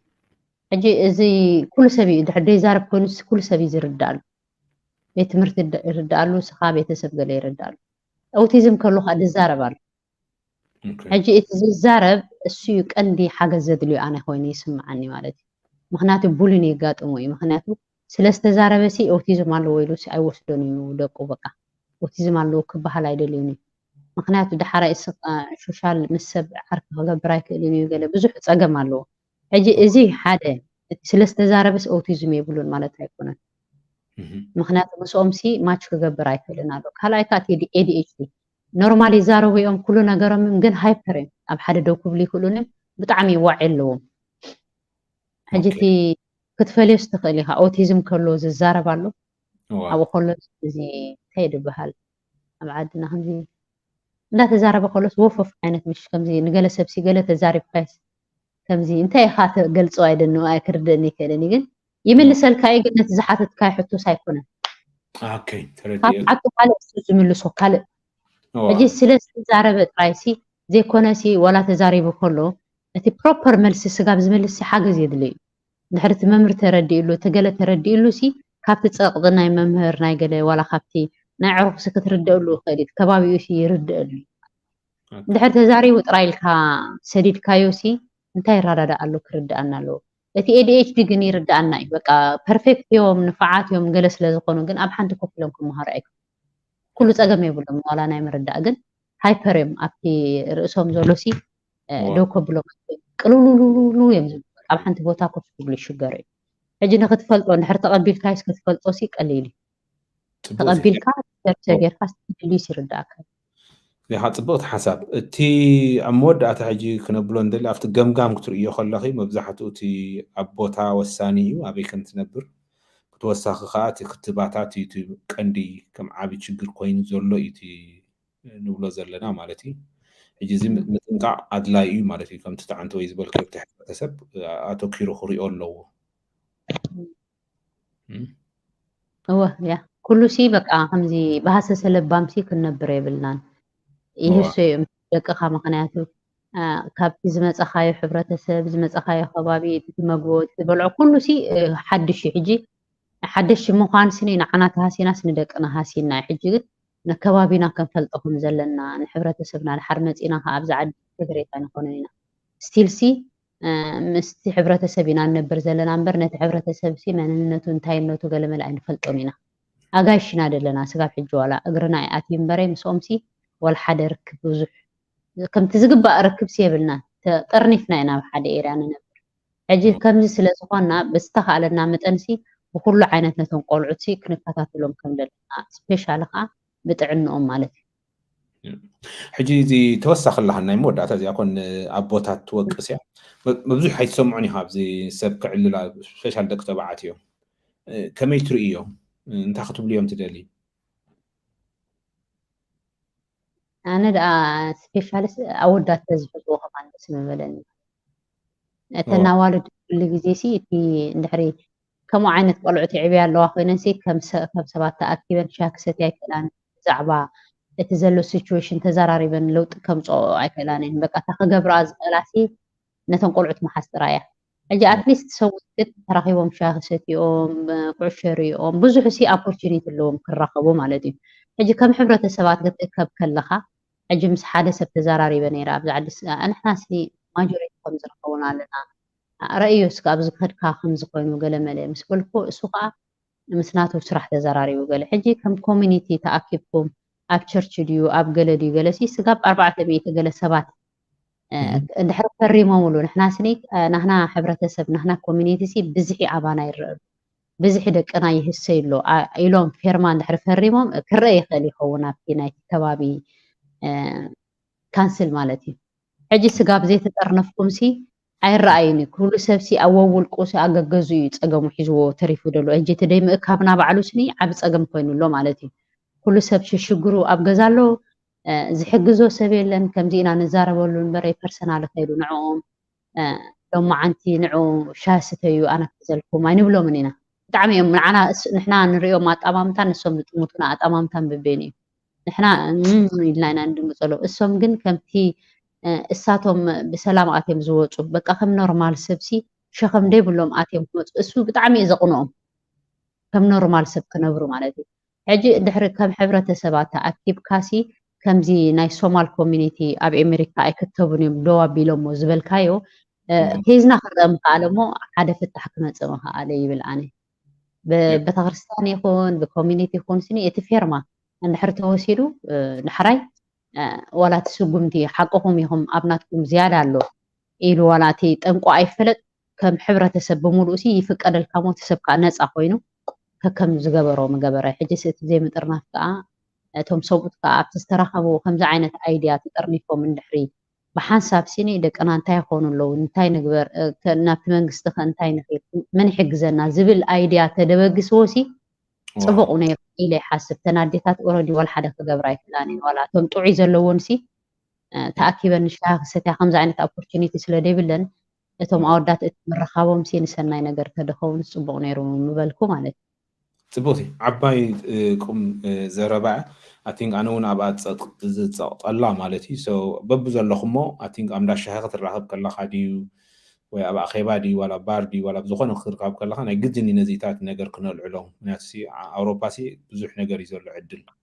ነዚ ከዓ ክንጥቀመሉ ስለዝኾና በጃኻትኩም ከም ዘሎ ክፍለጥ ኣለዎ ኣብዚታት ማለት እዩ ድሓራይ ከዓ እንታይ እዩ ነቲ ቋንቋ ዘይፈልጥ ሰብ ከዓ ከመይ ጌርካ ትሕግዞ ኣብዚ እውን ሓደ ዓብይ ፀወታ ማለት እዩ ምክንያቱ ሰብ ምስ ሓመመ በቲ ሕማሙ ክትዛረበሉ ዋጋ ብሉን ወይ ምስ ተጎድአ ተሓሰብናሉ ዋጋ ብሉን ከይኮነ ከሎ ግን ነቲ ሰብ ክነድሕኖን ክንፈልጦ ኣለና ማለት እዩ ተፈላለየ ካልእ ዓይነት እውን ሕማማት ስለ ዘሎ ሎሚ ኩሉ ካቨር ክንገብሮ ይንኽእልን ኢና ግን ተፈላለየ ችግር የሰምዕ ኣብ ከምዚታት ግን ኣብቲ ናይ ሰብኡት ኣብቲ ናይ ወዳት ብዙሕ ግልጽ ኣይኮነን ካልእ ሕማማት ከማን ኣብዚታት እውን ቁርብ ድሕሪ ዝበልና ኢና ሰሎሞን እንታይ ትብሎ ኣሎ ናይ መወዳእታ ሒዝና ምሸት ምድላ معلش يعني نميل خمس جنيه عدل مخنياته زي انت وسع انت زي تزاربوس ذهب تام تمكر اي مرخبنا يعني اجيب زياده كابتي مالتي كابتي سرح بسبب سرحه خوينو زي كونس بعلو تمكرو خوينو سب تزاربلو خلدن تزعابي استمهر اي ስለዚህ ብጣዕሚ እየ ዘመስግነኪ ካልኦት ከዓ ነዝናትኪ ግብር ክበፅዓሪ ርአን ኣሰብካ ክስዕባ ከዓ ተስፋ ገብር ብጣዕሚ እየ ዘመስግነኪ ኣነ ብጣዕሚ እየ ደመስግነኩም ምሳኹም ግዜ ከም ዝረኺበ ዲስከስ ክገብር ዕድል ዝሃብኩምኒ ኣምላኽ ይባረኩም ብጣዕሚ እየ ዘመስግነኩም ኣነ ደጊመ እንታይ ክብል ዝደሊ እቲ ዘለኪ ናይ ምሉእ ዓመት ናይ ብዙሕ ዓመታት ተመክሮ ዋላ እቲ ባክግራውንድ እውን ዘለኪ ኣይ ቲንክ ኣብ ዝመፅእ እቲ ትምህርቲ ቀፂልኪ ብኡ ሓደ ዓብዪ ኣስተዋፅኦ ክትገብሪ ኣብ ደቂ ኣንስትዮ ኤርትራውያን ቆልዑት ብጣዕሚ ተስፋ ኣለኒ እንድሕር ዘድሊ ነገር ኣሎ ወይ ካልኦት ኣዴታት ኣለኽን ኮይንክን ወይ ኣቦታት ክትሕግዙ ትኽእሉ ትብልዎ ንሕና ዘይመላእናዮ ክትምልእዎ ትኽእሉ እውን ዌልካም እዩ ሚለ ግን እንታይ እዩ ዝብል ኣብ ዓድና ከምዚታት ሕማም ተሓቢኡ ዝነብር መስለኒ እዚ እውን ፅባሕ ንጎብ ዓድና ኣቲና እውን ነቲ ሰብ ዕድል ክንህቦ ከምቲኦም ፌመስ ዝረኣኹሞም ምሁራት ድዮም ሓፋትም ድዮም ከምኦም ክኾኑ ስለ ዝኽእሉ ንዕኦም ከዓ ዕድል ክንህቦም ብጣዕሚ ናህና ፃዕሪ የድልዮ ደጊመ ደጋጊመ እንታይ ክብል ዝደሊ ይቐኒልና ብጣዕሚ ግዜ ወሲድክ ዝሃብክና ብዙሕ ሰዓታት ከምኡ እውን ስድራኺ ብጣዕሚ ክነመስግኖም ንደሊ ደቅኽን በዓል ቤትክን ከማን ሰላም በልልና ብጣዕሚ ነመስግነኩም እና ኣብዚ ጠጠው ነብሎ ሕራይ ثانك يو ክብረት ያበልና ቴንክ ዩ ብሮ